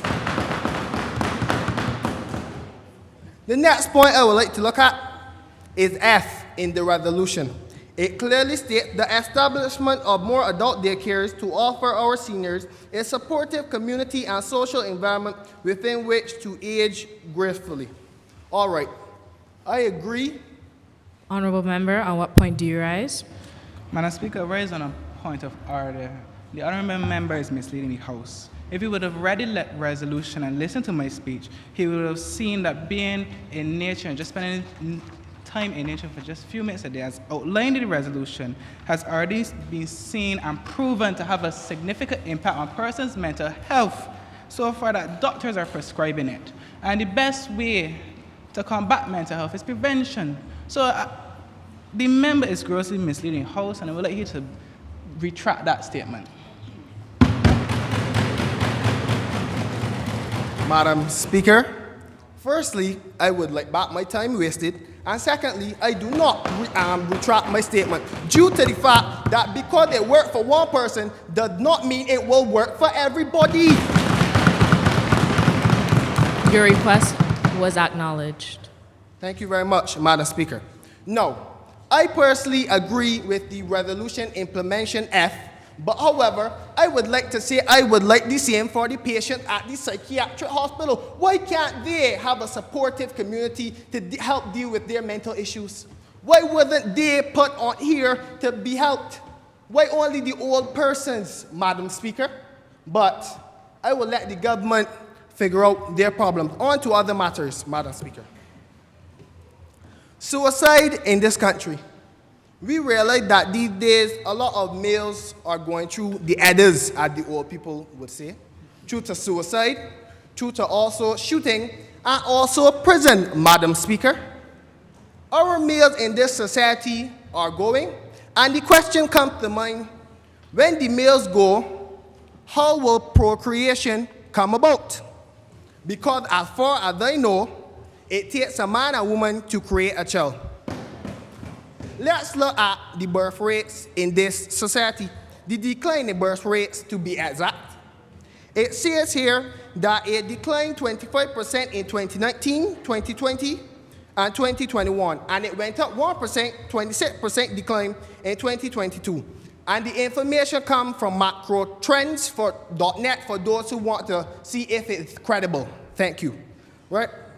But we as a society have to understand we need to put a stop to these issues. We first talked about how we need to have more children, but yet these young men still going by wayside, and the government side is not doing nothing to address that situation, Madam Speaker. But once again, I digress. Don't worry to stand. I will go on to my next point. Being your brother's keeper. Now, in the old time days, you always had a man or female in the gap to help out. You would be passing, he would say, good morning, you don't look right. Tell you what happened, take a sack, let's have a conversation. Those days are gone, Madam Speaker. The days where a person would see the rain falling, so they're going to pick up the neighbor clothes and put it inside, those days are gone. You go and do that, the police will be called, Madam Speaker. We need to bring back a society where we work together and help each other to get through problems, Madam Speaker. That is the day, so we need to take some ethics from the older generation to help in today's day and age, Madam Speaker. My next point. I would like to address not the government that is a couple feet away from me or escape over the table. I will not do that in this honorable house. But the government in this country. Now, I would like to quote the word of the Lord. So for those who haven't went church, Sunday gone, I will give you a little breather of the word of the Lord. Now, Proverbs 4, verse 5 says, get wisdom, get understanding, forget it not, neither decline from the words Honorable of member, my... you have 1 more minute. Please wrap up. Thank you. No problem, Madam Speaker. Due to that notion, I will make this quick. And I send it in the National Barbados Parliament Youth chat. The government of this country stop children that have a reading, that struggles with reading, from being able to have assistant readers in the exam. How can that be? Every single person in here can quote and say that 11 plus is one of the most mentally draining exams in this country. But yet they deny them access to get help. The principal clearly stated that due to not having the assistant reader, it is probable that these children's marks will be lowered. How can the government of this country deny the help that those children needed? The principal and their parents worked together to pay a psychologist to show the necessary paperwork that showed their struggle with reading. Now, as far as they know, in this society, if you can't read and you can't write, that means that you're what? Illiterate. But in this case, these children just struggle with reading. So I understand that favoritism is real, Madam Speaker, and I land in the plane now. I understand that favoritism is real, but they could have stated, okay, let's do it in private where the children could get the assistant reader to ensure that Honorable they go member, to the your right. time is up. Madam Speaker, can I just finish off, please? Please wrap it up. Yes, And please, Madam swiftly, Speaker. I am just saying that those students should have gotten the assistant reader to make sure that they go to the right school. We have to come to the conclusion whether or not we want to give the next generation something to build with, or if we want to give them brimstone and ashes to sweep out. And with that, I am obliged to you. Thank you very much, Madam Speaker. Thank you. I will now recognize the Honorable Member Ariel Harewood. Ariel, apologies. Madam Speaker, honorable members, good morning. Today I stand here to use my voice to speak about the mental health of school children. Now, the mental health of school children is, to me, a kind of sensitive topic to me because me being as a school child is very sensitive to me. But mental health challenges among students have become increasingly prevalent, and it is crucial, and the educational institutions need to address this issue very effectively. Now, I will be talking on point C, where it states the implementation of peer support groups within the schools. I believe, and we believe, that the implementation of peer support groups within the schools are very much needed. Why? Because one, not all students really, let me say, quote unquote, trust people. And the first person that they will turn to when something is wrong with them is their friends. Be quite honest, it is going to be their friends when they have something wrong with them. That is one. Two is that the peer support group can offer understanding and effective empathy that not all adults always possess. Three, it will be promoting emotional resilience. The students will be hopefully sharing healthy coping mechanisms and personal experience so that everybody and each student can learn from each other to help with their challenges and whatever the case may be. Along with these student volunteers, they will be working very closely along with the guidance counselor, under the guidance counselor's eyes. The student volunteers will be where the students will volunteer themselves, or the guidance counselor will handpick them in every year group. Also, the student volunteer group, the peer support group can also offer academic and well-being, where students will be more likely be able to have better concentration, attendance, and engagement in their studies. Now, let me speak from personal experience here. I have suffered a loss from a close friend, and I was dealing with that loss while being in school. And when I got the news about that, I didn't want to get out my bed. I didn't want to eat. I didn't want to drink anything. I didn't even want to socialize with anybody. I didn't want to be with anybody. I didn't want anybody to be around me. But I still had to deal with the fact that I still had to get up, struggle through my morning routine to get to school. And then by the time I get to school, I'm already drained. And I still got to deal with classes, barely focusing. And I did not have anybody to talk to at school when there was a peer support group.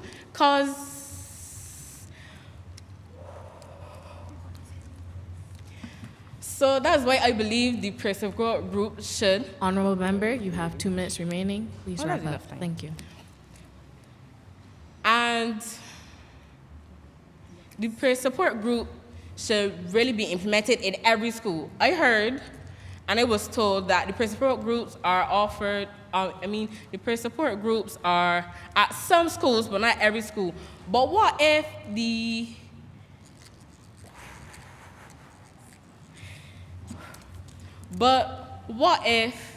there was a time where a student, Madam Speaker, is just battling something, and they don't have anybody to talk to. They don't really want to go to the guidance counselor because they might think that the guidance counselor is whatever the case may be. But, Madam Speaker, the peer support group will be there to offer empathy and to try to guide along the way the students that are struggling with these dealing with the mental health issues, Madam Speaker. Honorable member, at what point do you rise? Madam Speaker, I rise on a point of order. This fellow government member is misleading the House. In fact, the last 3 of them misled this House. I don't want to call them liars, but they haven't seen the truth in a long time. Madam Speaker, peer support groups among primary schools. Madam Speaker, annual reports. They are annual reports. And 7 psychologists, please ask the members to bring facts and stop misleading Barbados that's watching.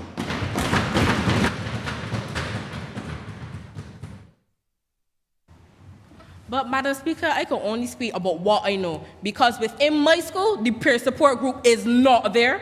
It is not there. So how do you expect a student to come and talk to someone about what is going on? It is not within my school. So how is this? Honorable member, your time is up. Not proper. Madam Speaker, I oblige. Thank you. I now recognize the honorable member, Nathan Simpson.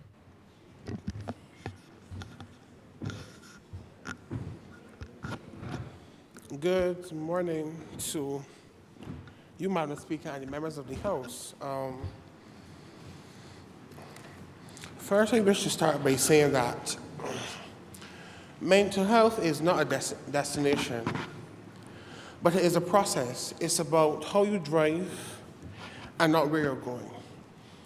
Madam Speaker, I sat and I heard the contributions from the members on that side. Thank you.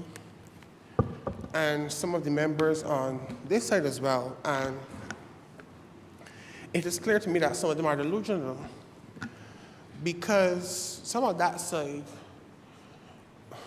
they stood up and tried to, as the opposition leader said, they haven't seen the truth in a long time.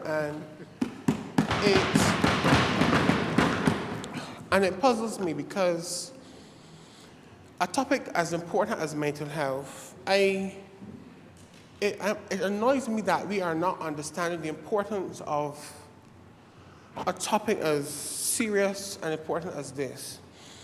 Madam Speaker, I would like to shift the attention of the House to the resolution which the government brought. First of all, I must thank you for at least bringing something.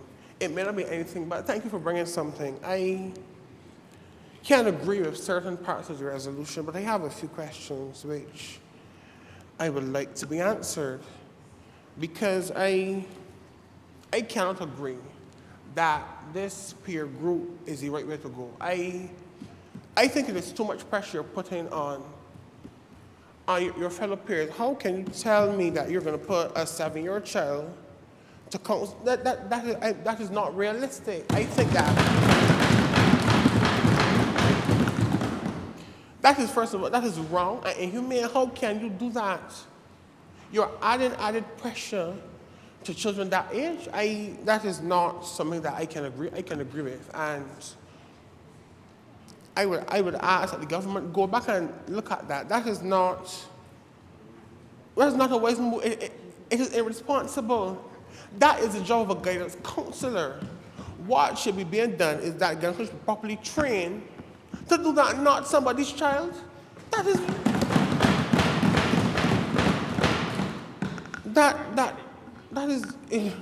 that's irresponsible. And for government to bring that, it shows to me that they are playing the fool with this. That they're not serious about this. But I'll leave that there for now. I think somebody else would address that. As the member who went before on this side, she briefly spoke about the point F that they have here about establishing more adult daycare. While I can agree with that, I question that, because are there adequate persons trained enough to take care of these older persons? Because we know we all know how older persons are. We all know you have to have a certain level of a certain level of care and dealing with them. We know that. Honourable member, you have 2 minutes remaining. Thank you very much. We know that sometimes that they're not the easiest to deal with. So my thing about that is, are we going to deploy the resources to get this done? Because evidence is showing that there is more patients than there are staff. So I just want the government to look at that before thing. Really quickly, Madam Speaker, I know my time is coming to a fast end. I would really like us to look at, as the member mentioned, our schools. We spoke here about different stakeholders. We mentioned our peer groups as well. But in our schools, as I said, our teachers are a vital part of this. Our teachers do have to deal with these issues every single day, and there is nothing that is being done to support them in it. So I wish to urge and implore that we have a look at that, because our teachers are also, their mental health matters. Honourable member, your time is up. Thank you.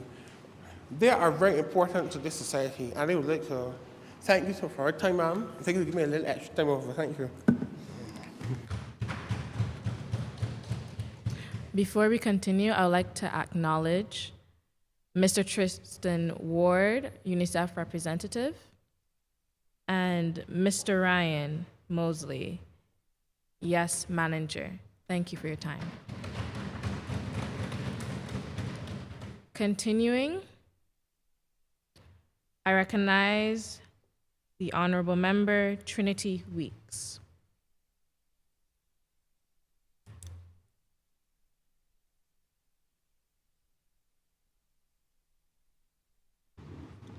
Madam Speaker, Honourable Member, specially invited guests, good morning. On December 2nd,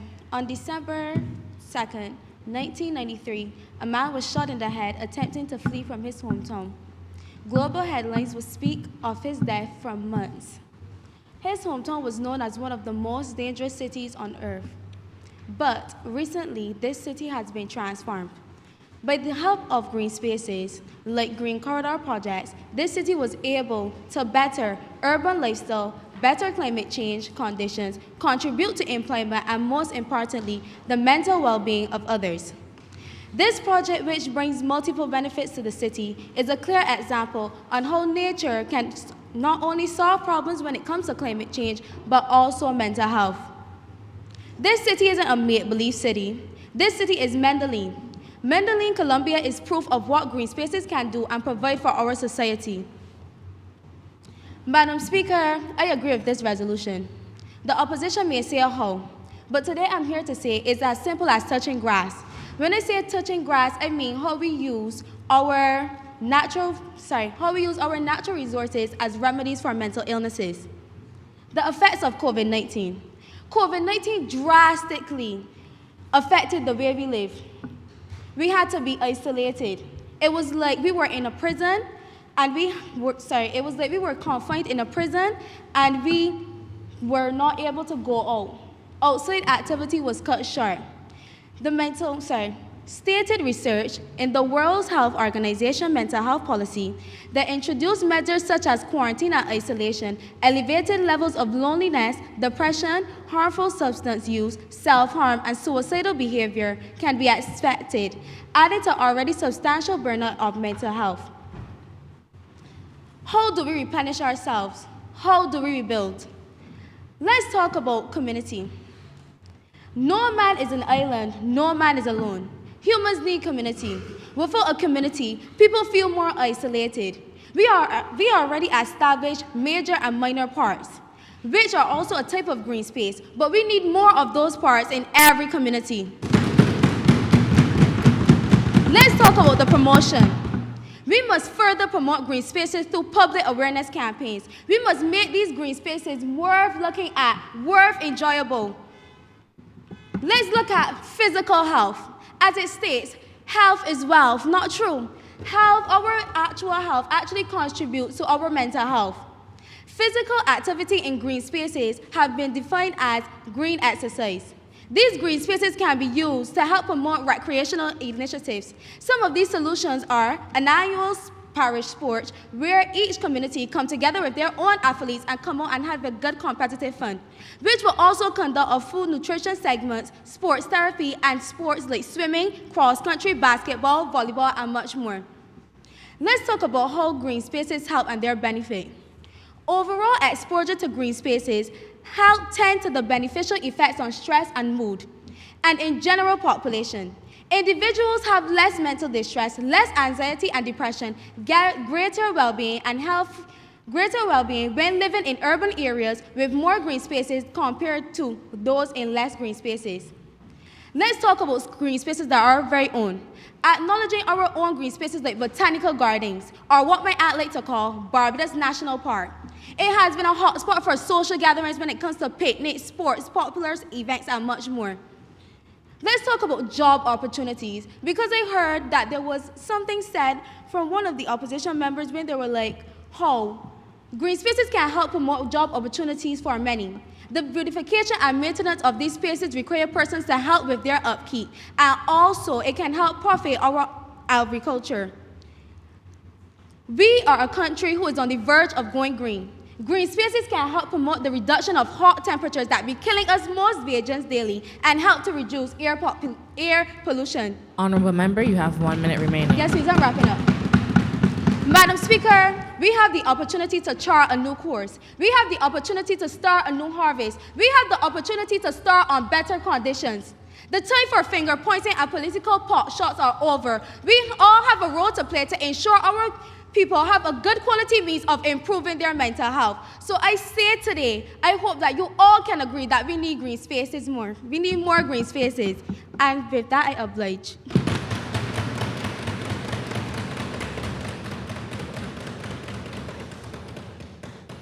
I now recognize the Honorable Member, Abigail Johnson.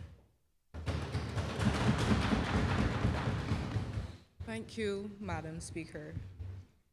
Madam Speaker, today we have come to discuss a topic in our society that surpasses the confines of a government and opposition, that extends beyond the borders and the territories of Barbados, and it is one which surrounds mental health. According to the WHO in 2019, which is pre-COVID, they estimated that 1 in every 8 persons were living with a mental disorder. And to put this into perspective, that is 976 million individuals. And if you want to look at young people, UNICEF stated in that same year that 1 in 7 young persons or adolescents, so persons between the ages of 10 and 19, were also living with a mental illness. And we can bring things a bit closer to home. In a systematic review and meta-analysis of the prevalence of mental health and behavior problems in the English-speaking Caribbean, it was found that between 1 in 4 and 1 in 5 adolescents experience symptoms of mental health problems. And these are alarming statistics. And just looking at it as an individual, you could eyeball it and see that Barbados has a higher prevalence of mental illness. So it begs for us to ask the question, what are we going to do about it? And if enough was being done, we would not be having this conversation now. Madam Speaker, we have a popular saying in Barbados, you can take the horse to the water, but you can't make it drink. And so then the question arises, how do we not just make mental health accessible, but how do we make persons want to access it? How do we remove the embarrassment of having a mental illness? How do we portray to society that you were not too young to be depressed? You are not hearing voices because you are demon-possessed. And you are not less than because you are suffering from a mental illness. In other words, or as the resolution would state, how do we destigmatize mental health? And the government has mentioned that they would like to destigmatize mental health, and they have not given any concrete solution or any statements of how they intend to do so. But I will. And in order for us to do that, Madam President, we first need to understand what mental health is. Mental health needs to be something that is spoken about in our schools, in our communities, with our primary care physicians, amongst our friends.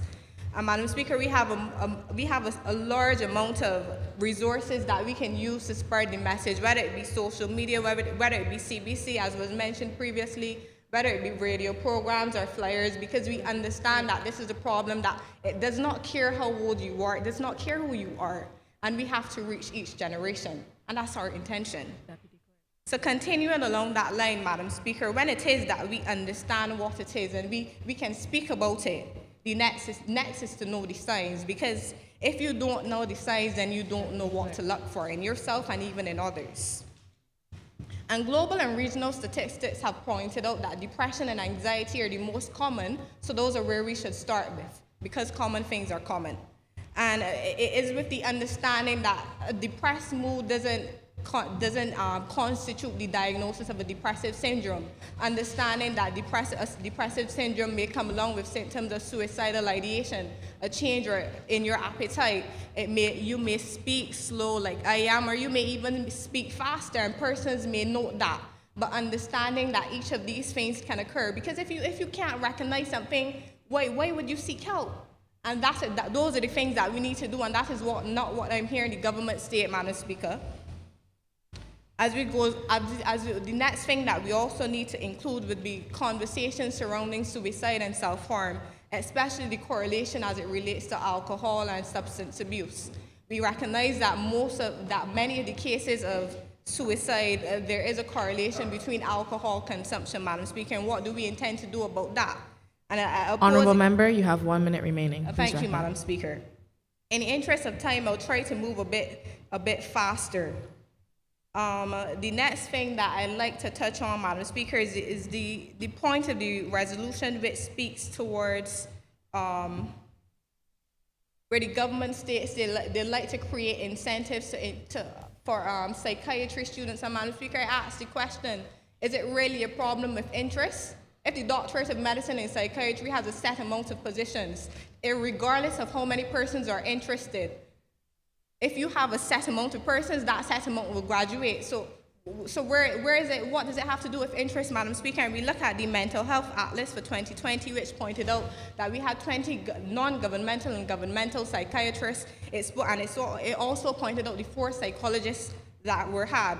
And Madam Speaker, that is what we need to incentivize. Honourable Member, your time is up. Madam Speaker, may I have 1 minute to conclude? A fast 1 minute, please. Pardon? A fast 1 minute. Thank you very much. Madam Speaker, in conclusion, the conversation today that is being had is not addressing the root problem.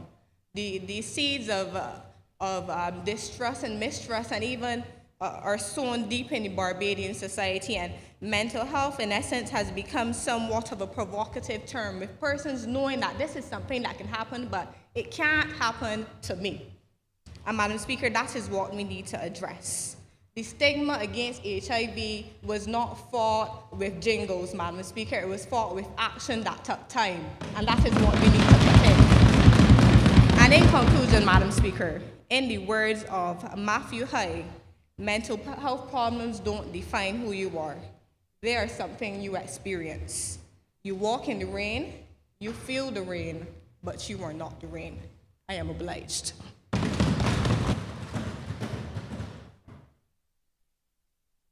I now recognize the Honourable Member Janica King.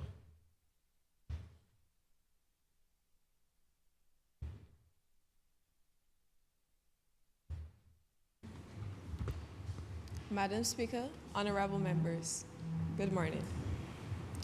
We, the government, are not going to allow the persons charged with taking care of the patients, those which suffer with mental illnesses, to end up becoming victims of those same illnesses because they lack mental days and they lack insurance for when they become injured because they're not taken care of properly. As Barbadians, we need them to be at the top of their game.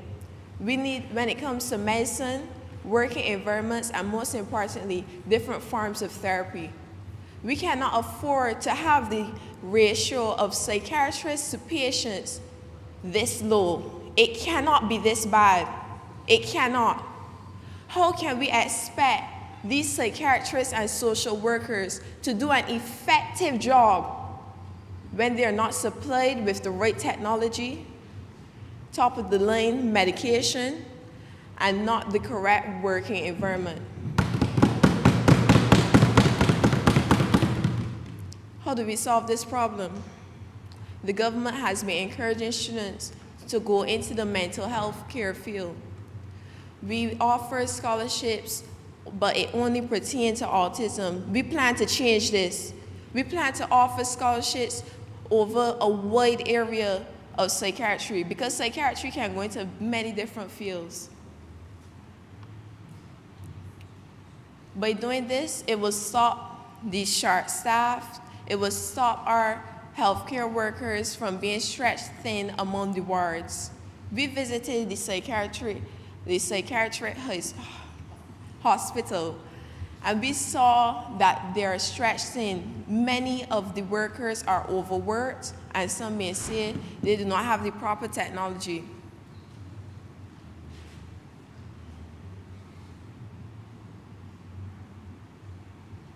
The government believes that producing specialists right here in Barbados who are taught how to treat and help persons manage their health care before it starts to deteriorate will help. I ask that we will look at this differently. Not what's wrong with the psychiatric hospital, but Honorable member, you have 2 minutes remaining. Thank Please you. wrap up. But how do we lessen the amount of people that are entering there? How do we stop our young persons from going in there so fast? How do we prevent it? Before I close up, I would like to emphasize that although we are government and opposition, we work together towards the betterment of the people of Barbados. And I can proudly say that this resolution presented by the government is the best thing for the people of Barbados. Yes, we are open to your suggestions. We are not closed-minded, but right now, it is the best thing. I oblige.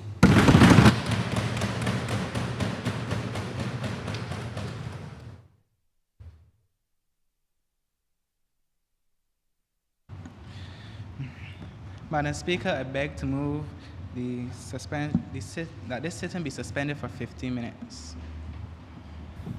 Madam Speaker, I beg to second that. The question is for this seating to be suspended for 15 minutes. All those in favor say aye. Aye. All those against say nay. The ayes have it. The session is suspended for 15 minutes. Thank you.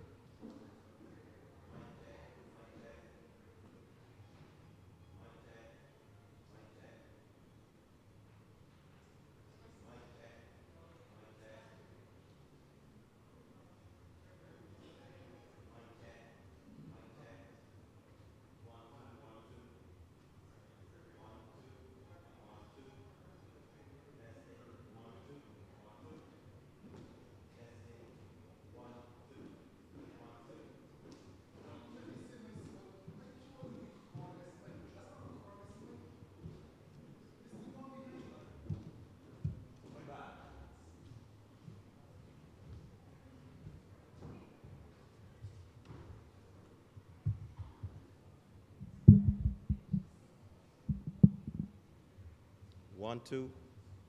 1, 2. 1, 2.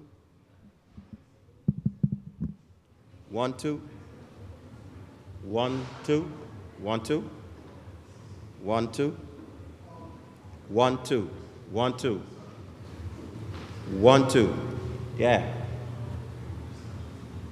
1, 2. Lower. Lower. 1, 2. 1, 2. 1, 2. 1, 2. 1, 2. Testing. 1, 2. 1, 2.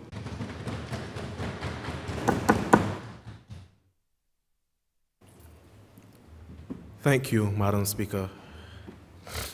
Permit me, Madam Speaker, to start by saying, sorrows, sorrows, peers. Madam Speaker, it is sad, a sad, sad, sad day for this nation. My heart is grieving, Madam Speaker, but let me start by addressing the elephant in the house, the epidemic of mental ill health in this nation.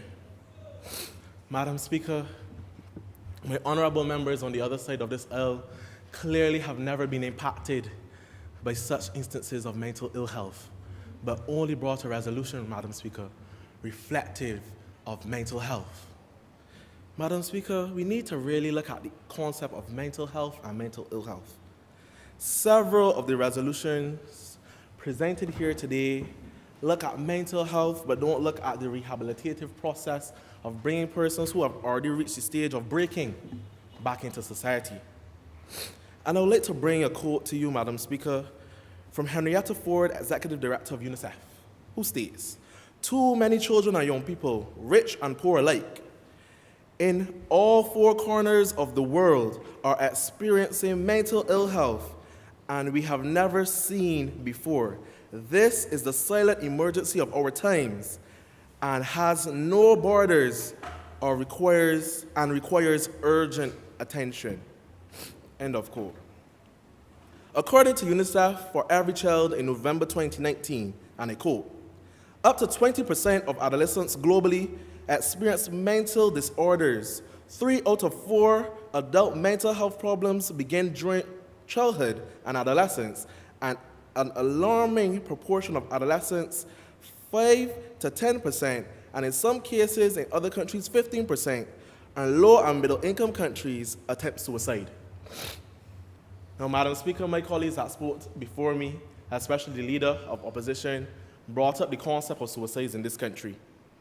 And Madam Speaker, it pains me to know that a young man in this country who I attended school with was a fortunate victim of that such instance as well. And Madam Speaker, we need to recognize that suicide prevention is something that is important and of paramount importance in this country. This team of individuals who come to form themselves as a government in the name of the young people of this country have clearly lacked the intelligent wit to go and do their necessary research to bring a substantive resolution to this House. Because, Madam Speaker,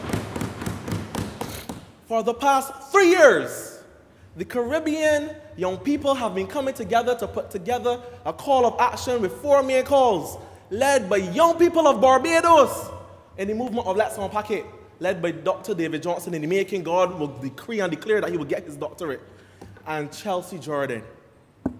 These young people, Madam Speaker, had foresight, had vision, had, as the good song frequently spoke about, really populist social commentarize. Honorable member, you have 2 minutes remaining. But before this pandemic struck, causing these twisting and tossing and causing several anxieties among young people in this country, where you couldn't go outside, social distancing, everybody shutting up tight, distancing in the households even from your fellow man. Mothers can't communicate with children. Fathers can't communicate with wives. These were the breakdowns that we were seeing in households across the country. But what were these calls to action, Madam Speaker? The call number 1 went on to say leadership to prioritize the integration of mental health into existing health policies and emergency plans to ensure that youth are meaningfully engaged in policy development, Madam Speaker. Call number 2 went on to speak about research. And as I said, Madam Speaker, those on the other side do not know this word research. To inform mental health programs and policies. It is no way you can stand in this resolution at Comment G and talk about the promotion of already existing mental health initiatives, but still several members on the other side cannot get up and name a single one, because you know what, Madam Speaker, it shows me they do not know any. Call number 3 goes in to discuss the regulations and policies to protect children and youth from health-harming products, harassment, stigma, and discrimination. Stigma and discrimination is the one thing that I can stand behind of this resolution, as we're seeking to change the mindsets of Barbadians towards this concept of mental health and being able to support one another along this journey. Because I was always told that you're only as strong as your weakest link. And call number 4 went on to speak about services to support the mental health and well-being of children and youth across the Caribbean. Madam Speaker, while we are debating in our house here in Barbados, Honorable Member, your time is up. it would be remiss of me, just a couple more minutes to wrap up, Madam Speaker. Thank you very much. A couple more minutes, I'll give you 30 seconds. Yes, please, Madam Speaker. It would be remiss of me, Madam Speaker, to say that this mental health situation is just an epidemic in Barbados, but it's an epidemic throughout the Caribbean. And it's important that as young people we come together and band together to fight for the legislative authorities to fix and urgently take swift action the same way how we thought it necessary to establish the Barbados Family Planning Association. Madam Speaker, I do oblige.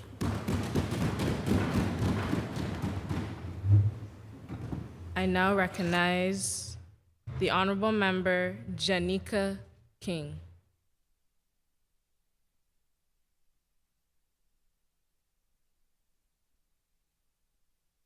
Apologies. I now recognize the Honorable Member Raymond Small.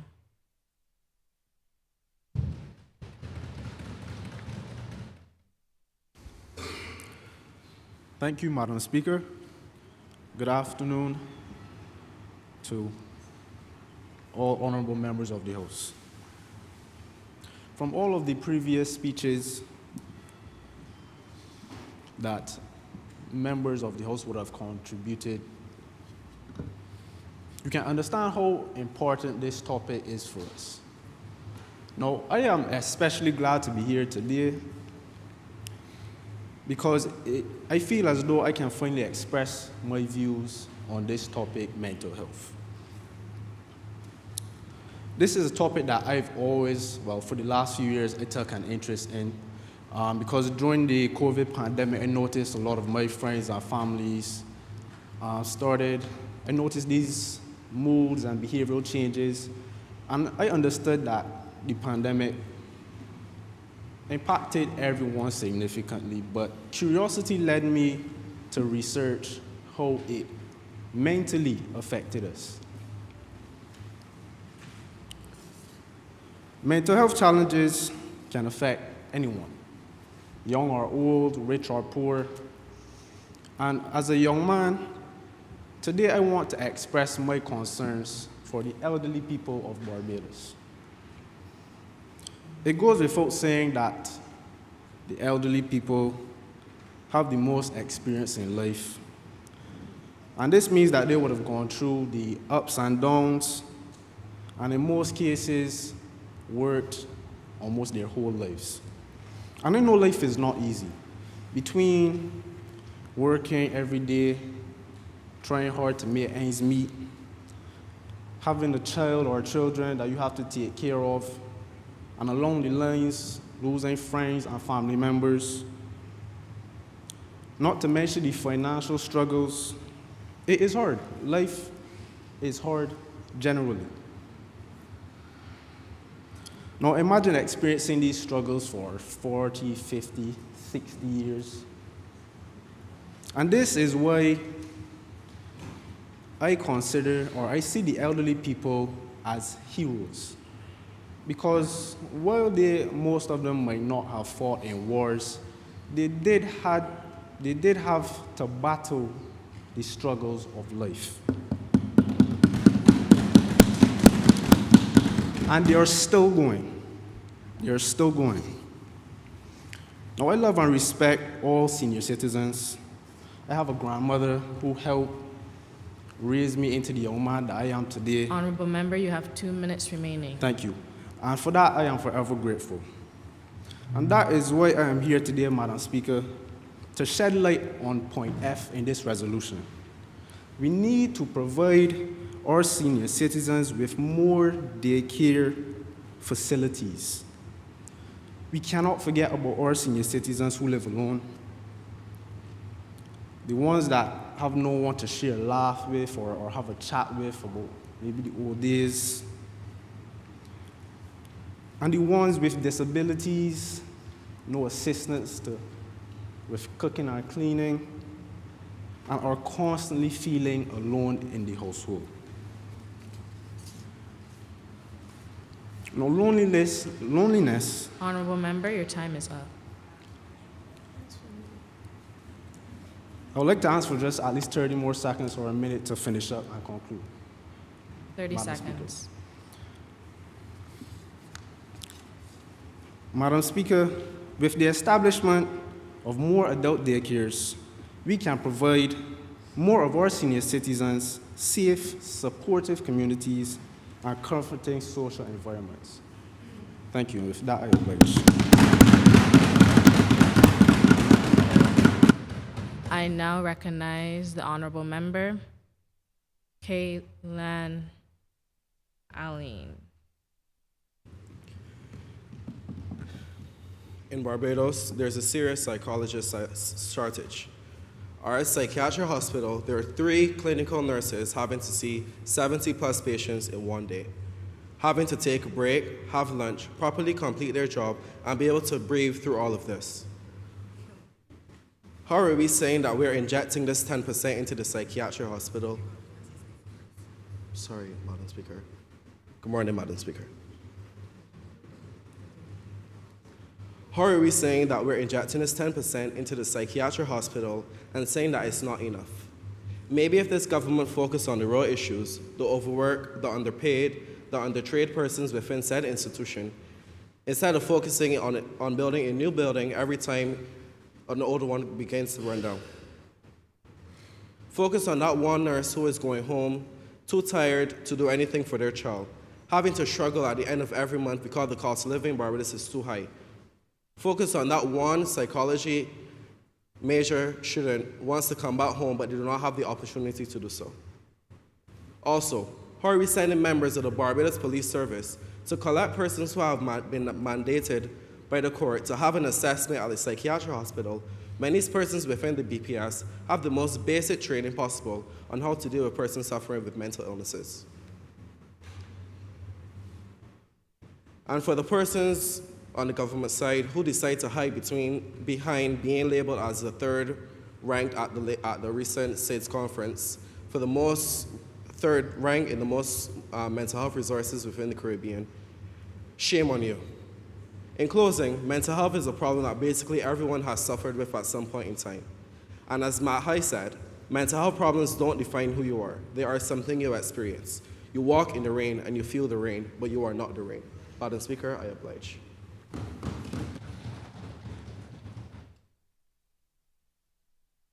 I now recognize the honorable member, Tyrell Payne.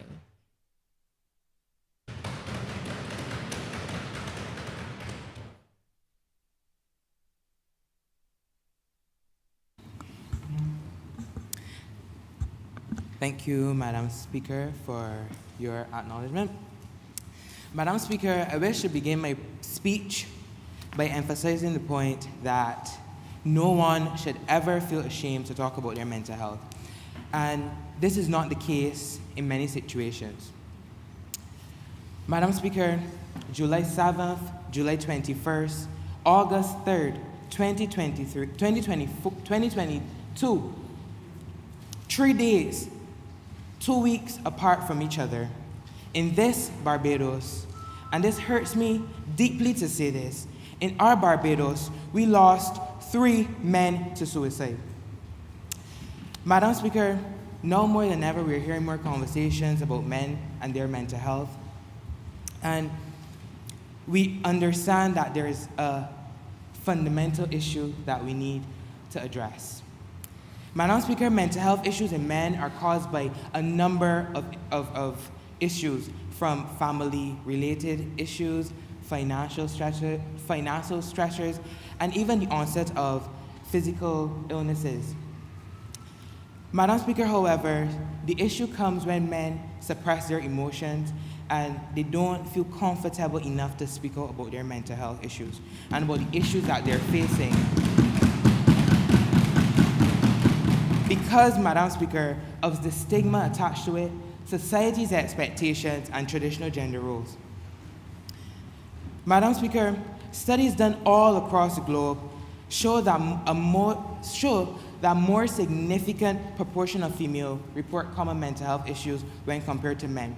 In addition to that, Madam Speaker, these results show that men are more reluctant to seek help and to talk about their mental health challenges. I go on. A sex comparison study done in Canada, Madam Speaker, showed a great portion of male respondents compared to the female respondents that they would be embarrassed to seek help for their mental health challenges. Such results, Madam Speaker, would indicate to us that the stigma, whether self-stigma or societal stigma, contributes heavily to the way men see their mental health, to their mentality towards mental health. And such, this leads to trends where we see mental health illnesses are highly untreated in men. Madam Speaker, this stigma stems from centuries ago, where men were supposed to be the head of the household and the breadwinners, and they were supposed to be dominant and strong. And a sign of weakness, and an issue with their mental health would be a sign of weakness. Honorable member, you have 2 minutes remaining. Yes. As I proceed swiftly, Madam Speaker, the impact of untreated mental health in men is what is damaging our society today. Our society suffers on a whole as a result. These men turn to harmful methods to cope with their mental health, from substance abuse to personality changes, which they become more aggressive or agitated, and then lead to child abuse and spousal abuse in the house. Additionally, they may develop the onset of depression and anxiety, and then leading to attempts and thoughts of suicide. Madam Speaker, as I move on quickly, the government, we know our shortcomings, we know our deficits, and we are here to correct them. Our solutions are to recommend the design and implementation of more male-tailored, innovative, and creative initiatives that would improve the way men view their mental health. Additionally, we also want to promote the active organizations and initiatives that are already in place, some such as the Let's Unpack It that have been mentioned highly today, You Report Barbados, the Supreme Council for Personal Development, and the Men Empowerment Network support. Madam Speaker, in addition to that, we also seek to establish more safe spaces for men to create, collaborate, share, and support each other in a non-judgmental, stigma-free environment. As I conclude, Madam Speaker, with the understanding that men's mental health is just as important, as well as the trend where the global male suicide rate continues to rise, it is important that we acknowledge and prioritize men's mental health. The research and the literature presented is clear. Work needs to be done. As I would have stated earlier, we know our deficits and we've come to correct them. The first step is by seeking to end the negative stigma attached to men's mental health. That way, men become more comfortable expressing themselves in a healthy and sustainable way. In conclusion, together, let us build a space where we all feel safe talking about and sharing about our mental health challenges. The goal is mapped out. We must do our part to ensure the public is educated, and thus more awareness is brought. The more awareness is brought, the closer we get to the light at the end of the tunnel. Madam Speaker, I am obliged to you.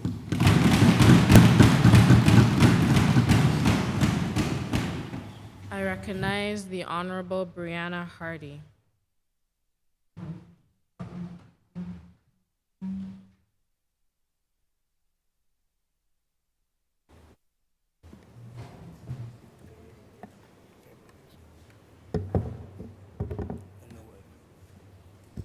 Madam Speaker, honorable members, today I come to speak to you about a topic that's very near and dear to me, as I myself have suffered with mental issues, mental health illnesses for many years.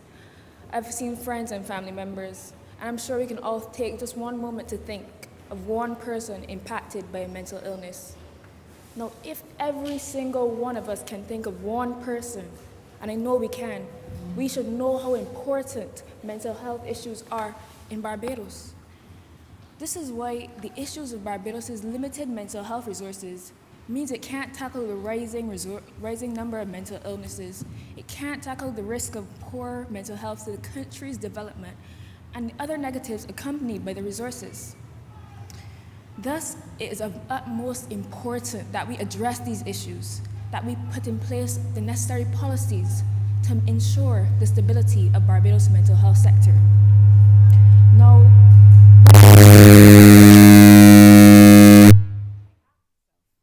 did the government read the Caribbean Youth Mental Health Call to Action? I mean, I heard all of us mention Let's Unpack It, but I'm reading the resolution, and where are the proposals targeting research? Where is the integration of mental health in already existing health policies? I mean, yes, mental health in its own right, in its own merit, can stand alone, but without that keyword health, it's just mental. No, how are we protecting the youth from harassment, stigma, and discrimination with these proposals? Now, Section E of the resolution brought by the government proposes the creation of more incentives for students studying psychiatry to improve psychiatrist-to-patient ratio.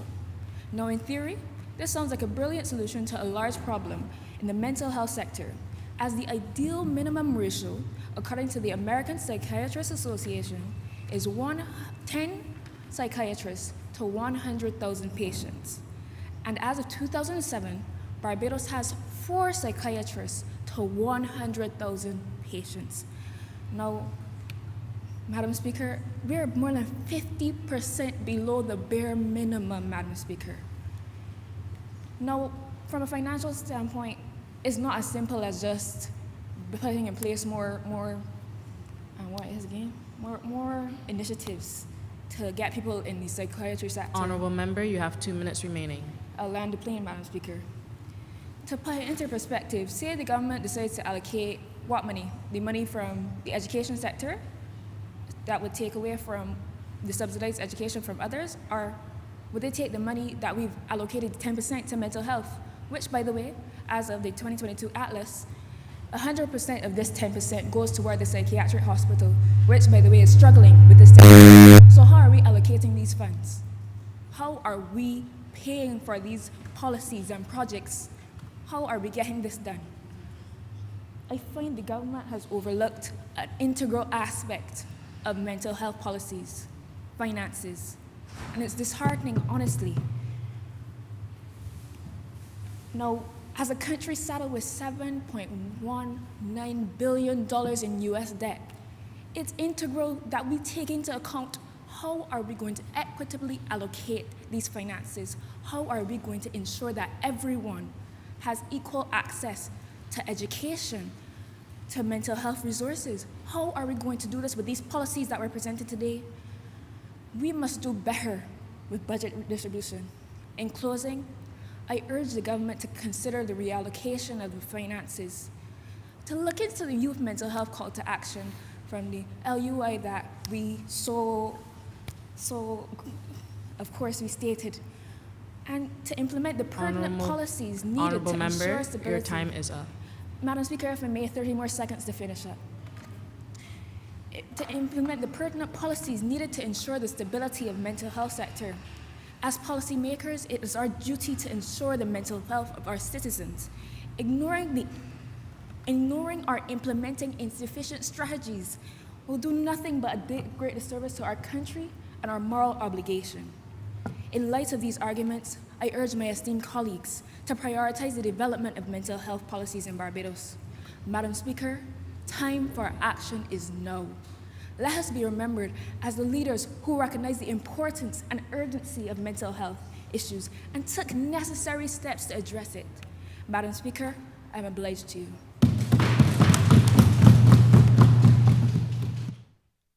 I now recognize the honorable member Kayshawn Waldron.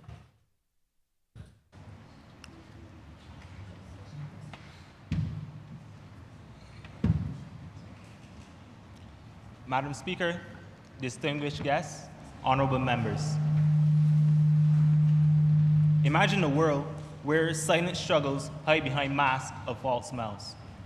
Imagine a world where anxiety, depression, and eating disorders haunt youth, thus shackling dreams and aspirations. Unfortunately, there is no need to imagine. When exposed to high-pressure environments or extreme stressors such as societal pressure or perfectionism, oftentimes the drug of choice is comfort food. And we have seen the impact that this has had in Barbados. In 2022, the World Health Organization would have published an NCD progress report that stated, listen closely, 83% of preventable deaths in Barbados have been linked to NCDs. And while changing eating habits is one of the steps to combat NCDs, we now need to take a deeper look. We must now address the smoldering ember of devastation. We must now address the topic which is overshadowing why we do damage to our bodies. We must now address the decline of mental health and wellness in our nation. With the time that I am granted, I will discuss the rationale for the reformation of the Mental Health Act. So, we need to understand what is the problem. What is a modern Barbados? The last time the Mental Health Act was amended was in 1998. It has been 2 decades since then, and therefore there have been a number of natural, economic, and health disasters. And mental health is an important indicator of a society's overall well-being. In 2021, Barbados was subject to a research study titled Mental Health and COVID-19 Perceptions in the East Caribbean. And this study revealed that respondents generally experience mild social dysfunction. However, and more alarmingly, they suffered from severe anxiety and insomnia. Of the 500 respondents that were interviewed, listen closely, only 38% were in a healthy range of depression. They had a minimum level of depression. And only 16% showed minimum levels of anxiety and insomnia. Participants expressed feelings of fear and anxiety due to the pandemic and the associated stressors.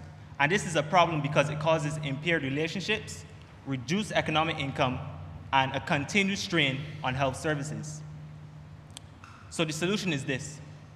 We need to shape the Mental Health Act to address the needs of a modern Barbados. And this calls for the inclusion of community-based care. Community-based care would enhance access to health services since persons will... Honorable member, you have 2 minutes remaining. Thank you. Community-based cares would enhance the access to health services since persons will no longer be constricted to only seeking mental health in an institution. This approach also assists in the promotion of integration and reduces stigma through awareness. And lastly, it would be a cost-effective method also aimed at reducing the strain that is placed on the psychiatrist-to-patient ratio. In wrapping up, while an administration body is key to getting these things done, it is important that we understand that in order to have any type of transformation, the community is key. We need to embrace and support these changes. We need to champion young health. We need to champion mental health as an integral part of overall well-being. Madam Speaker, I am obliged.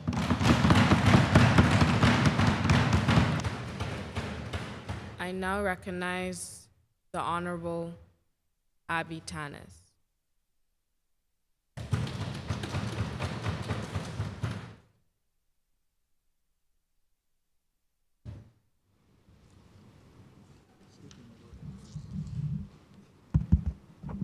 Thank you.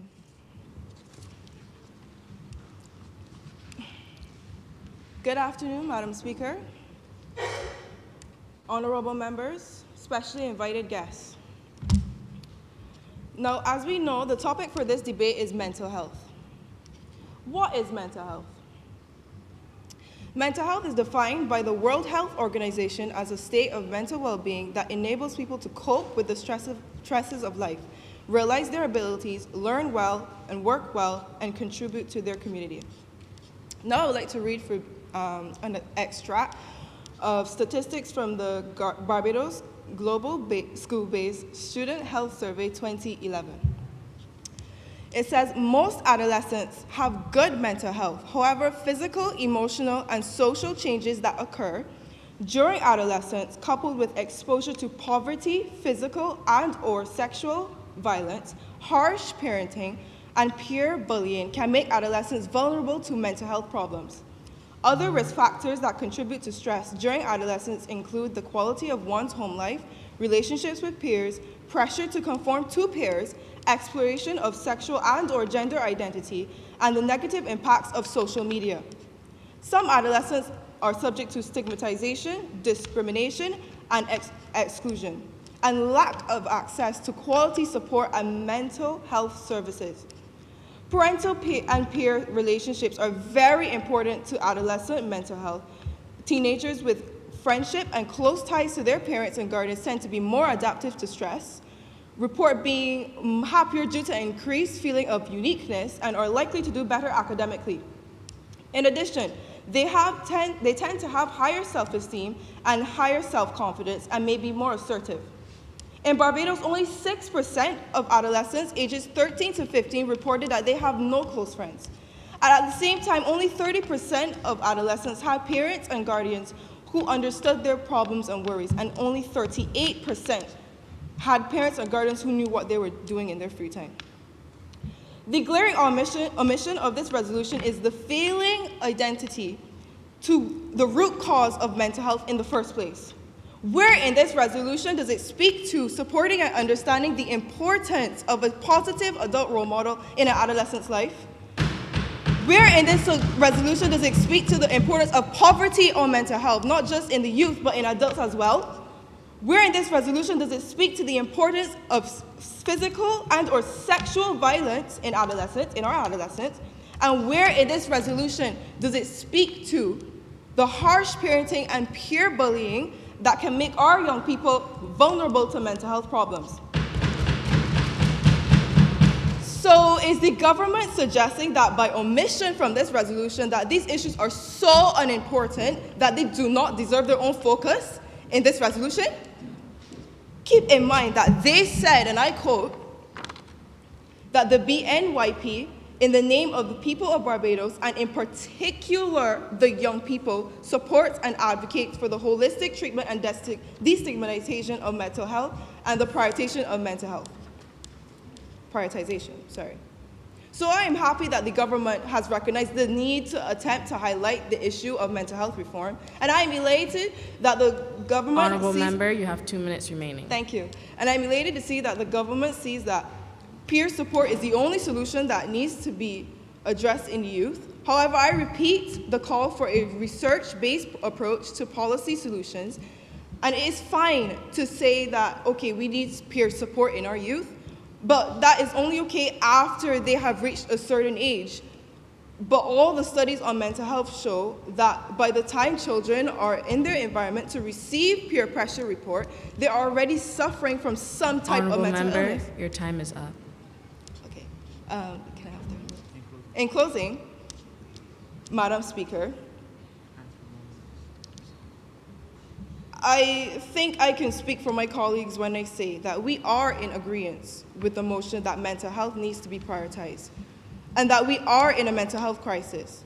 And it's only because the opposition cares so deeply about this topic is why I personally do not support this resolution. It is not because I do not think that mental health is not important, but I think it is because it is too important to honestly take this resolution seriously. Your time. Thank you. Thank you.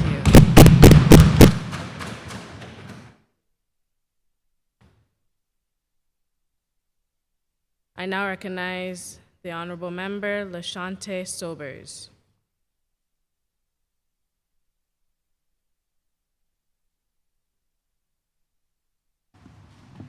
Madam Speaker, honorable members, good morning. In the words of American physician John Galt, blacks are immune to mental illness. This invidious statement reflects a society that thrived on black suffrage and disregarded the emphasis on mental needs.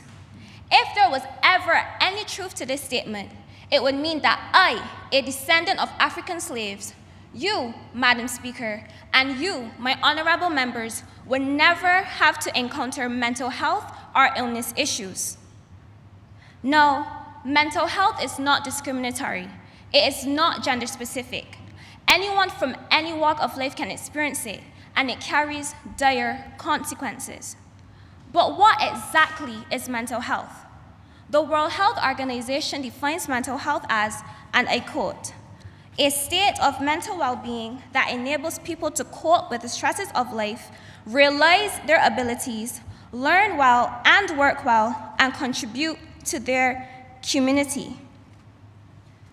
Another study conducted by the World Health Organization stated that globally, 1 in 7 persons aged 10 to 19 years old experience mental disorders, and suicide is the 4th leading cause of death among 15 to 29-year-olds. This is why mental health advocacy is important, as knowledgeable minds can come together to combat this growing issue. This is why this government, through this resolution, would act as a vessel to ensure that Barbadians suffering from mental health issues are catered to and cared for. The National Alliance on Mental Health states that 1 in 5 young people under 18 experience mental health. Right. But many young people are scared to speak up about it due to societal feedback. This is evident in Barbados because many persons look at the psychiatric hospital through a very pessimistic lens. Because of this, they discriminate against those who have been admitted or who are currently admitted to hospital. They label them as mad or stupid. They don't see them as human. They see them as outcasts. And because of this, they fear them. It is time this comes to an end. It is time to put an end to this stigma.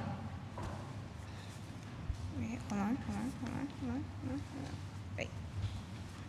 The Barbados Psychiatric Hospital reports Honorable member, that you have 2 minutes remaining. Okay. That the majority of patients admitted to hospital suffer from bipolar disorder, schizophrenia, or post-traumatic syndrome disorder. However, younger patients from as early as 7 years old usually experience behavioral disorders such as OCD or ADHD. The Barbados Psychiatric Hospital does a great job at giving these children the best care that they need. However, there are little psychiatrists available, which is why the government chooses to award scholarships to students studying psychiatry to aid them with their studies. These scholarships would allow for economic assistance with the universities that they're accepted to, and in the terms of their scholarship, they would have to return to Barbados to work in a mental health institution in order to assist with national development and to increase the psychiatrist to patient ratio. Honorable member, your time is up. Thank you. Madam Speaker, I oblige to you.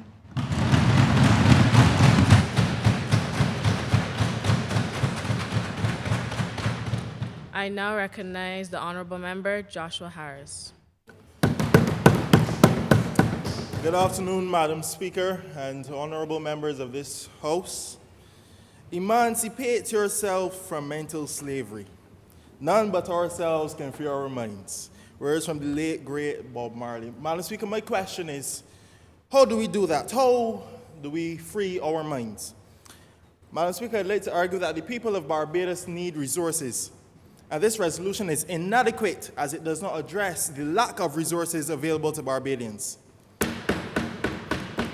And before an honorable member from the other side of the floor points to green spaces, let me remind them that Barbados is 432 square kilometers and has a population density of 655.8 people per square kilometer. Therefore, Madam Speaker, since the government would like to erect green spaces, let me then urge them not to contradict themselves by trying to take up more space by erecting a slew of senior daycare centers. Let me also remind them that we also have 15 parks in Barbados, including the Botanical Gardens, and therefore, on average, we have more than one in each parish. So I'd like to urge the honourable members to not take away from the parish independence committees at all in this honourable house. Madam Speaker, since the government would like to utilize space, I urge them to use it wisely. I urge them to use it by implementing something that will make a difference. Use it to implement something that is necessary. Use it to implement community mental health centers, community mental health outposts that will reduce the pressure on the psychiatric hospital. Use it to build more halfway houses that will assist greatly in easier reintegration from our citizens coming out of the psychiatric hospital. We know it is difficult for them. We must help them, Madam Speaker. They said in this resolution they're taking a holistic approach and they want to destigmatize mental health. I commend that. However, Madam Speaker, this is a blanket statement, and they will use it as cover to when we call upon them and call them out on their shortcomings. Madam Speaker, let me get to the specifics and advocate for the minorities in this country. Let me speak to the advocation of destigmatization of disability, which the government neglected in this bill. The fact of the matter is, many of our senior citizens suffer with depression, and many of our disabled citizens suffer with depression also due to the stigma against them. Also, let me point to the retired law enforcement and military individuals, Madam Speaker. Let me point to them. Honourable member, you have 2 minutes remaining. Thank you, Madam Speaker.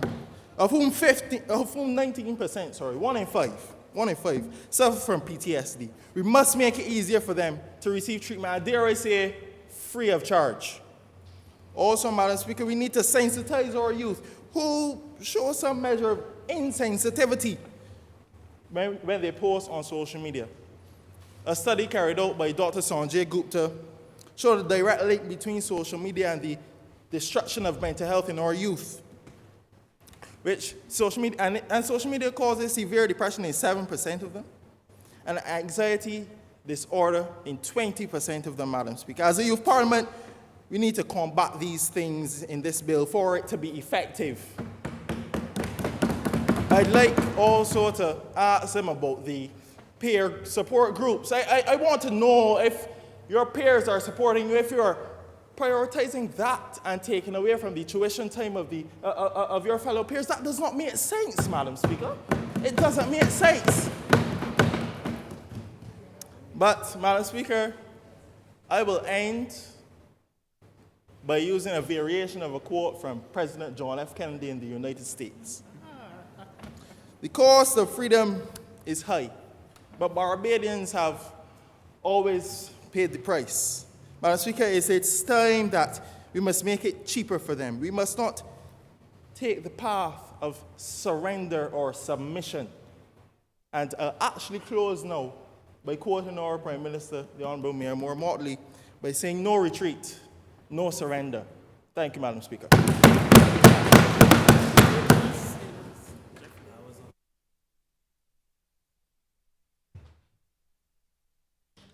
I now acknowledge the Honourable Keneal Leslie. Madam Speaker, honourable members. Madam Speaker, well, I agree with the notion that adult daycares should be redistributed across the country. But when we don't establish more, how do we fill the gap? St. Michael is the most populated parish on the island. When we move those adult daycares, How do we support the elderly there? According to research done by the World Health Organization, Barbados' elderly population is set to more than double, and there are not nearly enough services to support this demographic shift. Mental health and well-being are just as important in older age as at any other time of life. Approximately 15% of adults aged 60 and over suffer from mental disorders. Mental and neurological disorders among older adults account for 66% of the total disability for this group.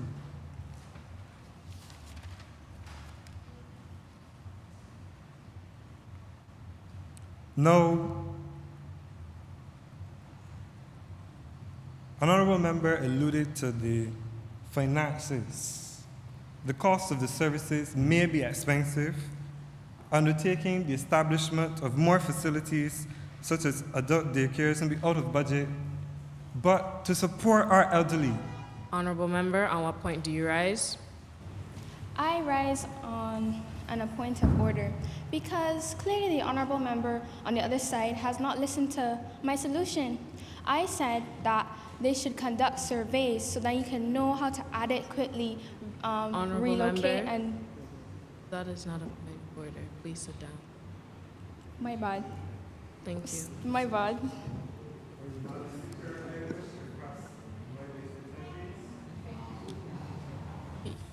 Okay. You will receive a minute. Thank you. Now, the finances. To support our elderly, it is worth every penny because the benefits of adult daycares are far too great. Mental stimulation, which respect for caregivers, socialization and companionship, supervision and safety, and access to healthcare and therapeutic services, which all serve as preventative measures.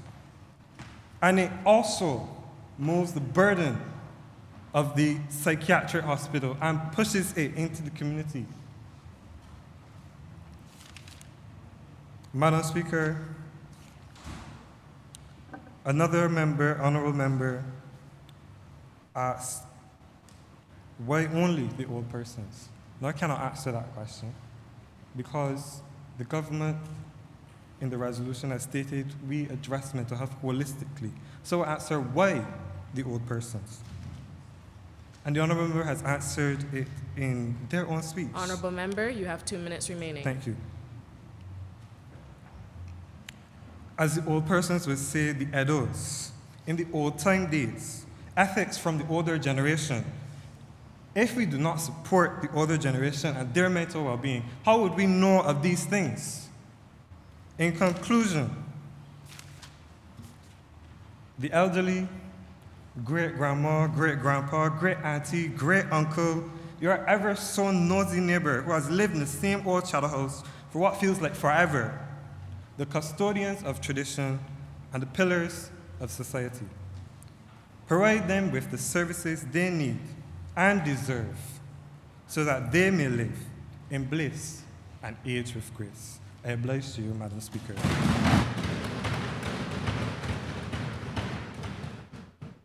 I now recognize the Honorable Dante Harvey.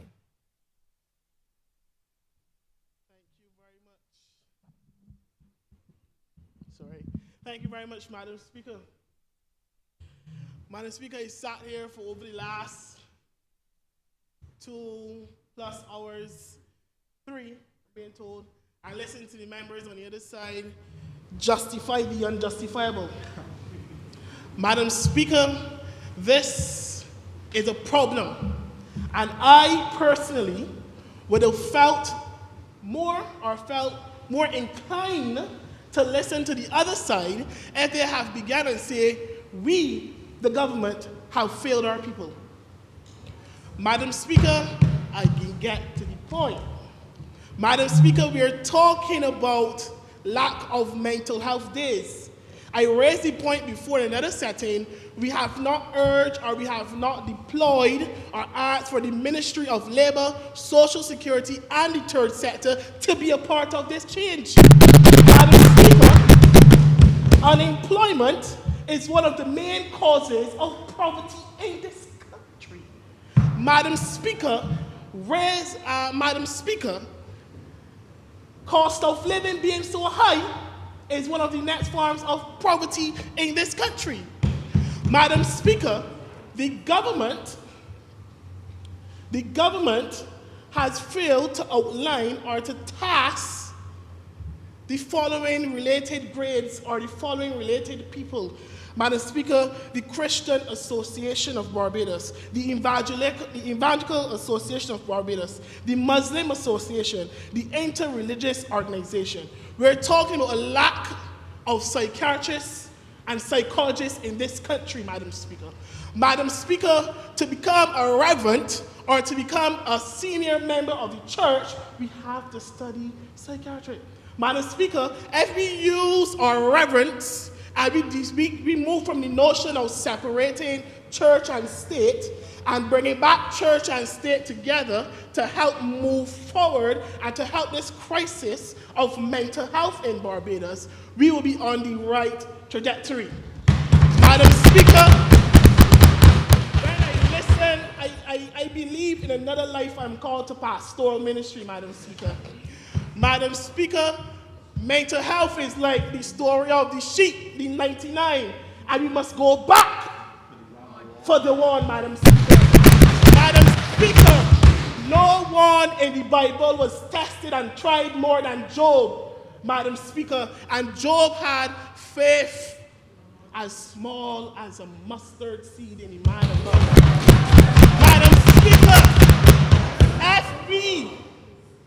Madam Speaker, if we, I know we can't bring the notion of pelting back religious education back into our schools. I'm Madam sorry Speaker. to say this, but you have 2 minutes remaining. Madam Speaker, that is more than enough. All right.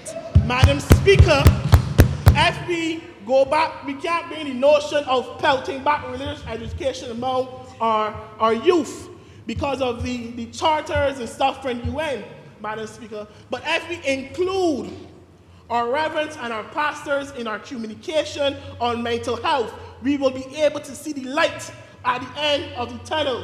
Madam Speaker, having faith as small as a mustard seed can do wonders to man, woman, child, boy, and girl. Madam Speaker, I can go on about the holy book of the Lord, but I will wrap up and say, Madam Speaker, in the words of a legend, Bob Marley, one love, one heart, let's get together, and it will be all right. Madam Speaker, I'm obliged to you.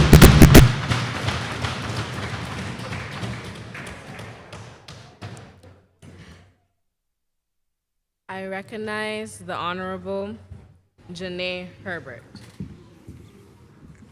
Madam Speaker, good morning. Honorable members, good morning. In the words of writer and Holocaust survivor Elie Wiesel, the opposite of love is not hate, but much rather indifference. I will go further to say, Madam Speaker, that what we don't do, someone or something else will. Substances hold our women, our men, and our youth at large in a warm embrace because we refuse to. When we do not listen, Madam Speaker, marijuana will. Ecstasy has the empathy that we lack. Our families may not show love, but nicotine will, alcohol will, Molly will. These are concepts that run rampant among our people, that run rampant among our youth. This is our reality, Madam Speaker. This is why I urge not only policymakers, but teachers, parents, students. I urge Barbados to take mental health seriously. Honorable members, the opposite of love may be indifference, but I propose to this honorable chamber that a symptom of love is initiative. May I draw your attention to Section G of the resolution, which states, which speaks to the promotion of already present and active mental health initiatives, as well as the establishment of government-funded initiatives to target men's mental health and provide safe spaces. Now, it is no secret, Madam Speaker, that there's a stigma surrounding men's mental health. The American Psychological Association and Gate Counseling Organization project that men are 12% less likely to seek formal mental care. And at the same time, Madam Speaker, as the honorable member would have alluded to, men are 4 times as likely to die from suicide. Bearing this in mind, the government seeks to prioritize the implementation and enhancement of initiatives geared toward the destigmatization and support of mental health and men's mental health in particular. Among these initiatives are support groups, clubs, and informative campaigns. Additionally, Madam Speaker, the government seeks to provide jobs not only to treat mental illness, Madam Speaker, but as a tangible solution to preserve mental health. This section of the resolution also speaks to the creation of safe spaces. Honorable member, you have 2 minutes remaining. Thank you, Madam Speaker. Also speaks to the creation of safe spaces, Madam Speaker. Now, when our people end up as part of the 700,000 annual suicides, one of the first things heard is, no one knew he or she was suffering. No one could tell. If only we knew, Madam Speaker, which is why we need an outlet for our youth. We need to promote and enhance outlets for our youth to speak. The WHO projects that 1 in 5 individuals will be challenged with mental illness in their lifetime. To bring this a bit closer to home, Madam Speaker, there are about 35 individuals seated here today. That would mean that at least 7 of us are either already suffering from mental illness or will in our lifetime.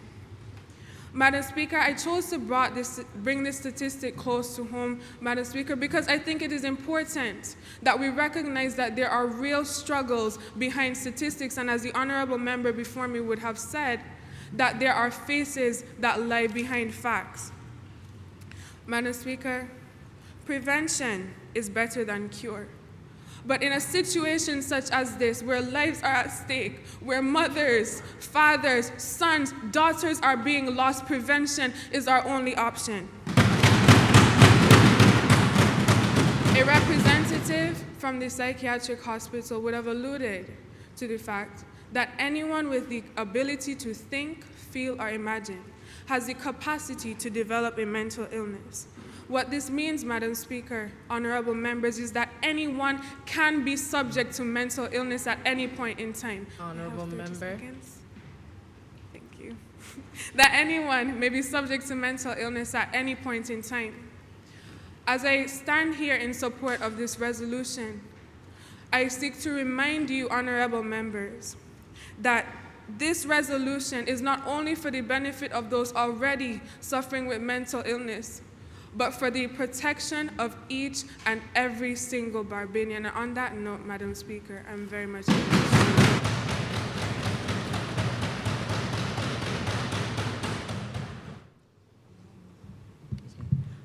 I acknowledge and recognize the honorable member, Caleb Brathwaite.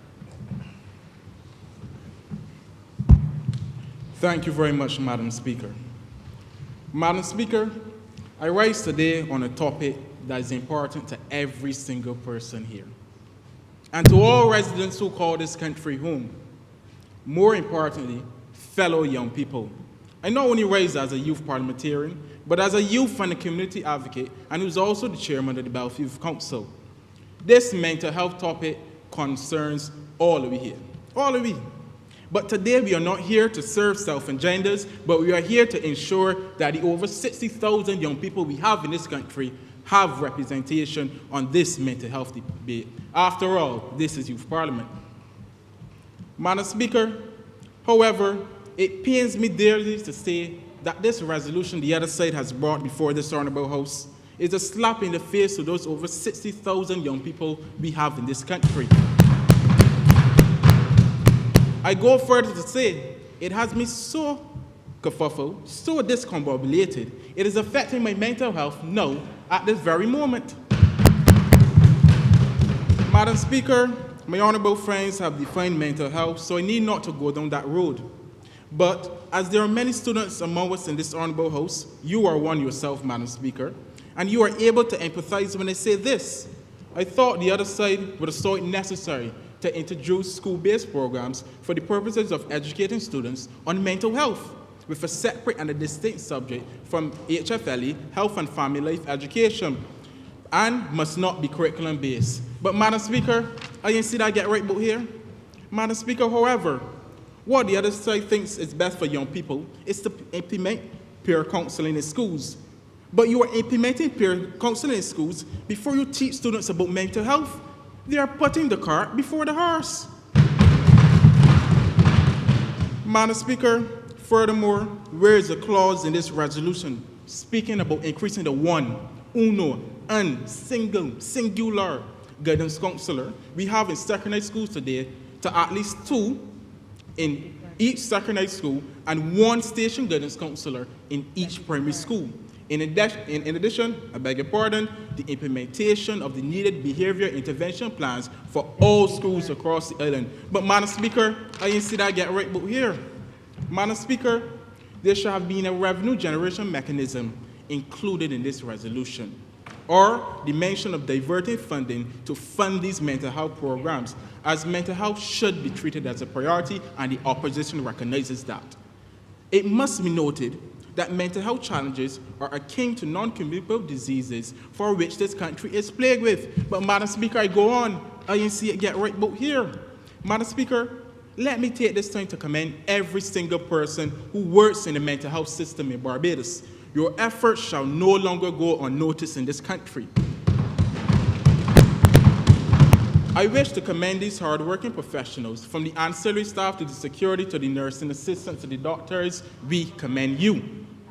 Remaining. Thank you very much. Madam Speaker, just as you saw, the other side did not hit the desk to commend these hardworking professionals, but they will say, and they will stand up and say that they care about the mental health system. But if they truly cared, they will understand that the nurses located at the Troy Family Center, which is located in the psychiatric hospital, and which is the facility dedicated for helping children get over their mental health challenges, should not need to perform their duties and still struggle to assist with rigorous schoolwork. For various age groups, the provisions for tutors must be put in place, and where vetted give-back students can be sought after in this regard. Madam Speaker, are you aware that the psychiatric hospital does not meet international standards as it relates to the patient-to-nurse ratio? But no plans was mentioned today to combat that. Further, the psychiatric hospital have around 500 patients, when the ideal number at any given time should be around 300 to 400. So therefore, the 60 to 70 community mental health nurses across Barbados must be given additional resources to be able to treat the mental health illnesses from the early and perform any needed educational sensitivity. And this country must move away from institutionalized care being the go-to towards more community care as the way forward. Madam Speaker, resources must be pumped into local, and I stress local, mental health research, and to increase the lone research officer presently employed by the government. Madam Speaker, a greater emphasis must be placed on securing a specialized mental health ambulance once again in quick time, because there's none at the psychiatric hospital. Madam Speaker, I beg that I have additional 2 minutes. 2? A minute would do then. A minute. Thank you very much, Madam Speaker. I will Madam give you 30 Speaker, seconds. Thank you very Please much. wrap it up. Madam Speaker, I can go on and on as this opposition believes that the other side did not have the over 60,000 young people in mind when they wrote this resolution. However, I'll be here for days. Madam Speaker, in closing, I say this. The other side must reel and come again. And when they do, make sure that young people are their focus. Be in touch with the facts, and please, please be in touch with the burdens of the local mental health system in this country. For the lives of these over 60,000 young people we have in this country are at stake. This is Youth Parliament, and we must be working for their interests. With that, Madam Speaker, I'm obliged to you.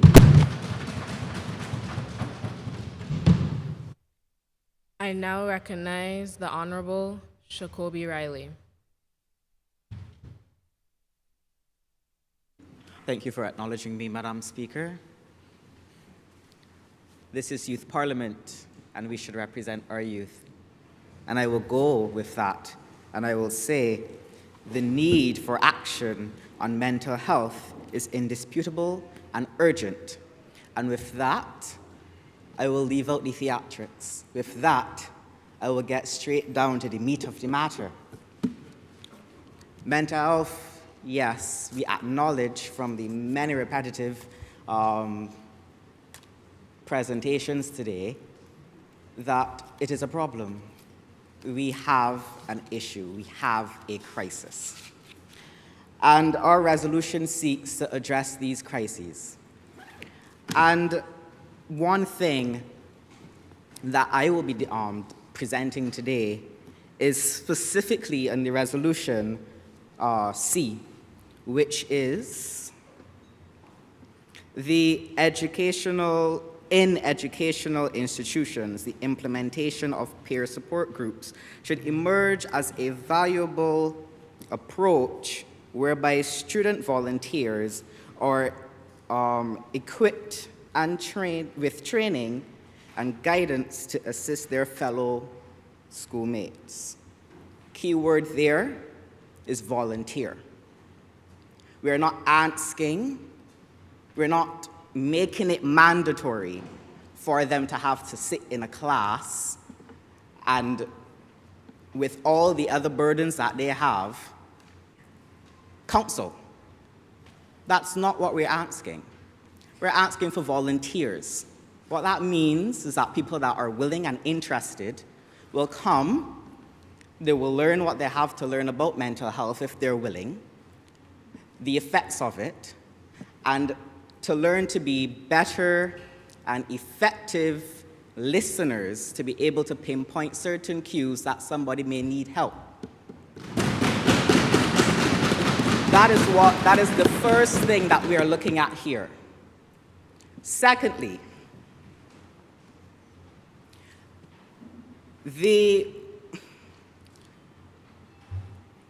we encourage the establishment and growth of peer support groups chaired by those same individuals who would have been trained.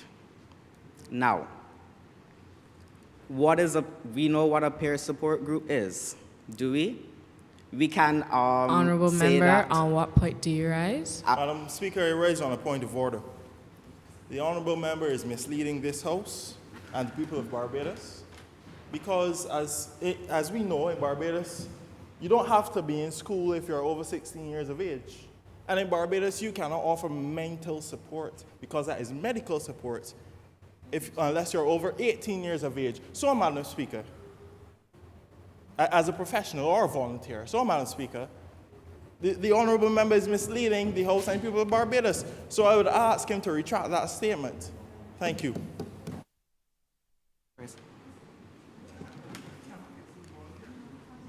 I'm going to ask back for my time because, again, we're not dealing with the theatrics in here.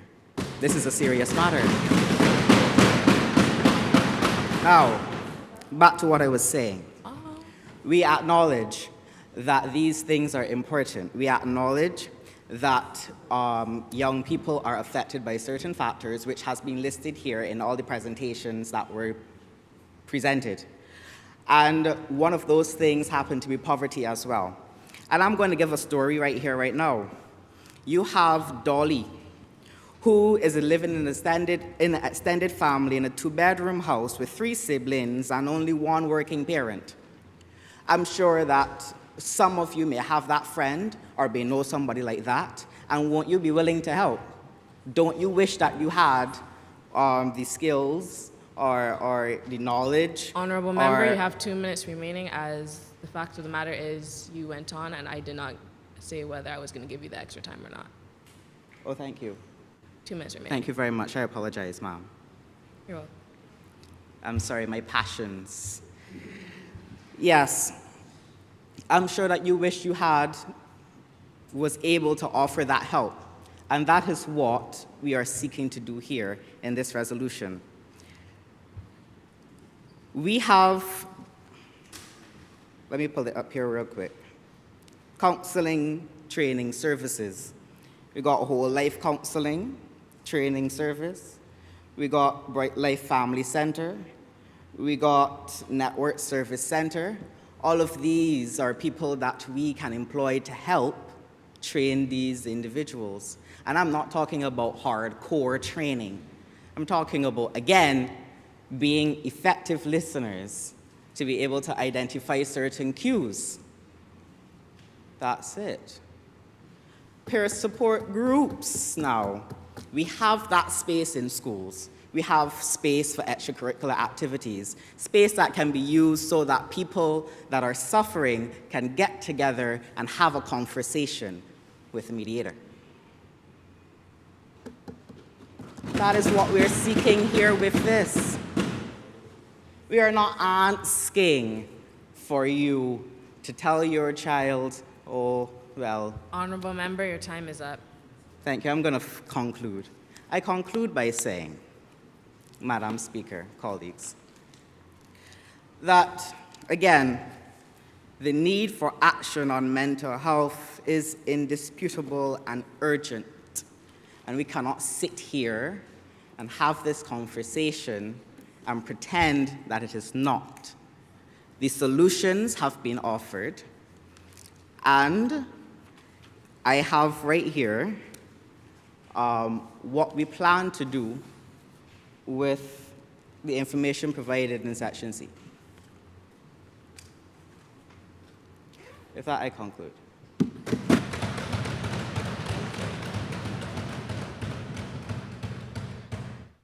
I now recognize the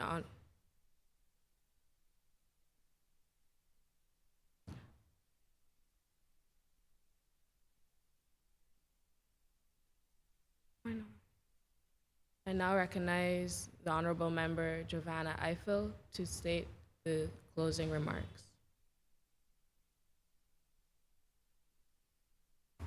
Thank you, Madam Speaker. Once again, I am honored. I closed my speech this morning by saying I was hopeful and optimistic about passing the baton on to the members of the government side. And now, as I stand before you, it is not with a heavy heart or an aching heart, but with a heart that is filled with pride. Looking around this room today, I see the future of our nation is in excellent hands. With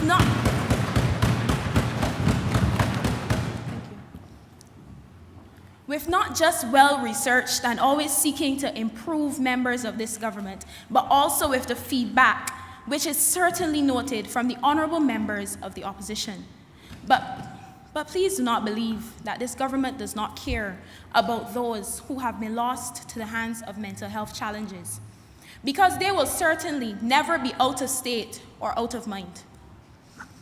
I do hope that all the information provided today was well internalized amongst those who would have had the chance to listen. However, to quickly address some of the misconceptions today, I want it to be clear that when we say our resolution's goal is to be as inclusive as possible, we mean it. And that includes persons in Barbados not at all limited by age, gender, race, or anything of the sorts.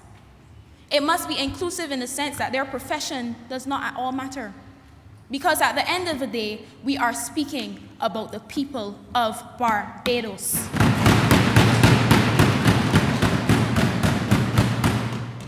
And regardless of every reason, persons should be included. Today, as I stand here, I say with every single person and with every single initiative which seeks to do that on this resolution is important, because unlike expressed by some of the members of the opposition, Madam Speaker, this government cares for each and every person behind these solutions and who will benefit from them. This government comes to not just seek improvement, but commend efforts of those who are already working hard. And we say to you, let us indeed share this vision for the future of our Barbados, where each and every Barbadian is mentally healthy and has a safe space to age gracefully, a safe space to express themselves, and a safe space to learn exactly what it means to be mentally healthy. and above all else, a society free of stigma. In the words of the Honorable Prime Minister, Mia Amor Motley, and Honorable I quote, member, you have 2 minutes remaining. Thank you, I shall conclude shortly. In the words of the Honorable Prime Minister of this country, Mia Amor Motley, and I quote, "Give me the vote and let me see, and watch and see." Sorry. End quote. Well, today I'm telling you, put your faith in this resolution, even if it is as small as a mustard seed, and you will see. Today I ask the honorable members on the government side who are wearing their green ribbons in solidarity to show that we support mental health reform by raising their hands with me. This government is one that seeks change and seeks improvement. Where we recognize shortcomings, we fix them. And with that, Madam Speaker, I support this resolution, and I beg that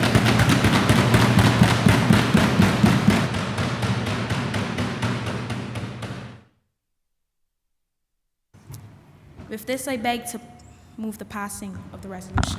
I second that. The question is for this resolution to be passed. All those in favor say aye. All those against say nay.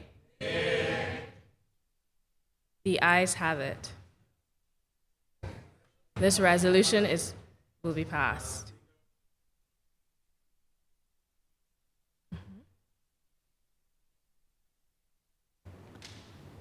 I do ask that we do have a vote to record the nays and yeas on this resolution.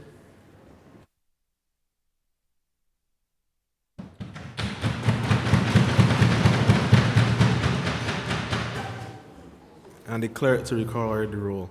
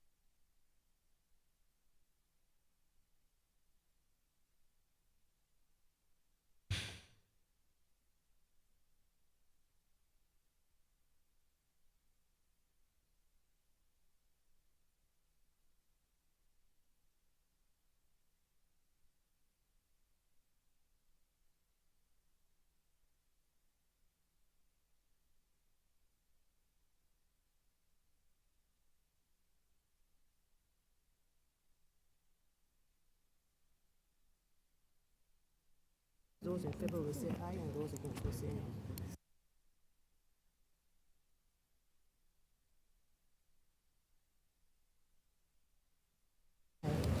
Madam Speaker, a divide has been called.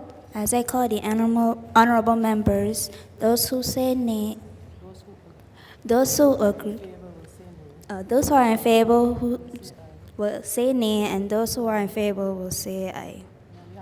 Oh, shoot. Favor will say aye. Okay, no problem. Stand up, stand up. Those who in favor will say aye. Those who are in favor will say aye, And those against will say no. and those who are against will say no. Start calling the names on the government side. Government side, Giovanna Eiffel, Aye. Yay, sorry. Tremaine Trotman, Aye. Sarah Bishram, Aye. Caleb Roach, Aye. Narissa McCurry Williams, Aye. Ariel Hoyerwood, Aye. Trinity Weeks, Aye. Janica King, Aye. Raymond Small, Aye. Tyrell Payne, Aye. Kashawn Waldron, Lashante Sobers, Aye. Keneal Leslie, Aye. Janae Herbert, Jacoby Riley. Aye. Opposition, Tyrell Giles, Nay. Shaquem Howell, Nay. Nathan Simpson, Abstain. Maya Spooner,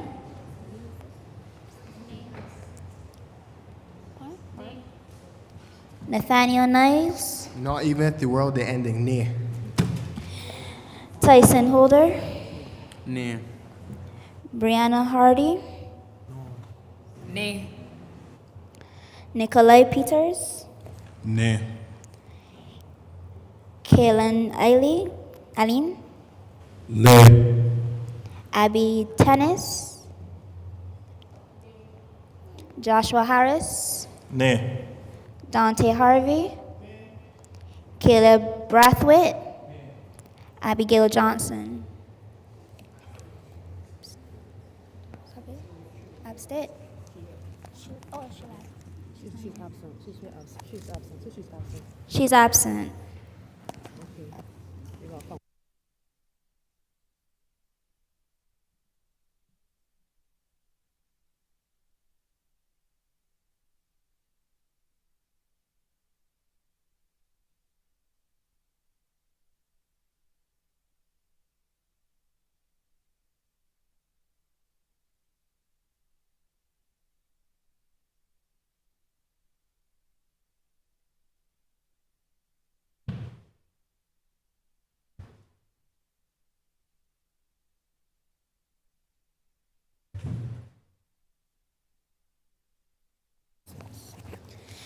Madam Speaker, as there are 15 ayes and 13 noes, the resolution has been passed.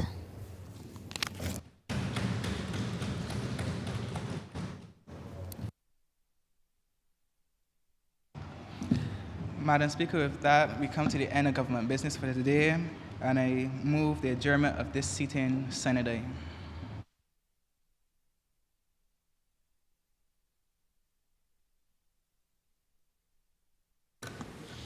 Madam Speaker, I just wish to thank everyone who came out today. The Honorable Liz Thompson, Ambassador. We want to thank the Ministry of Youth, Sport, and Community Empowerment for facilitating this training and this development session and program that we also benefit from on a yearly basis. And Madam Speaker, as we seek to wrap up, we wish to call to action every single youth organization who is involved in the social practitioner service and the mental health service so that we can have a comprehensive outlook on how we approach solutions to mental illnesses. We have UNDP, USAID, and lots of other local organizations. We've mentioned Let's Unpack It and the Men's Empowerment Network. We wish that we just have a comprehensive call to action so that we are not operating in silos as we go forward. But I'm obliged to you, Madam Speaker, and once again, thank you everyone for coming out to support us today.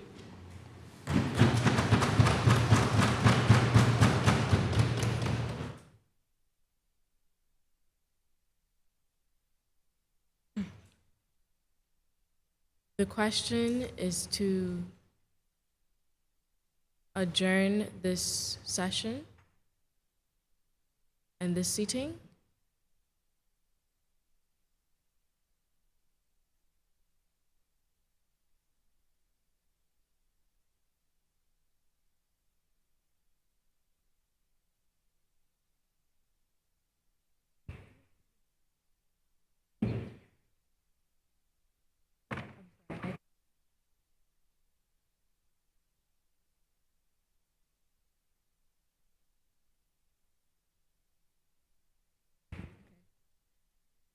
The question is for this Senate House to be adjourned night.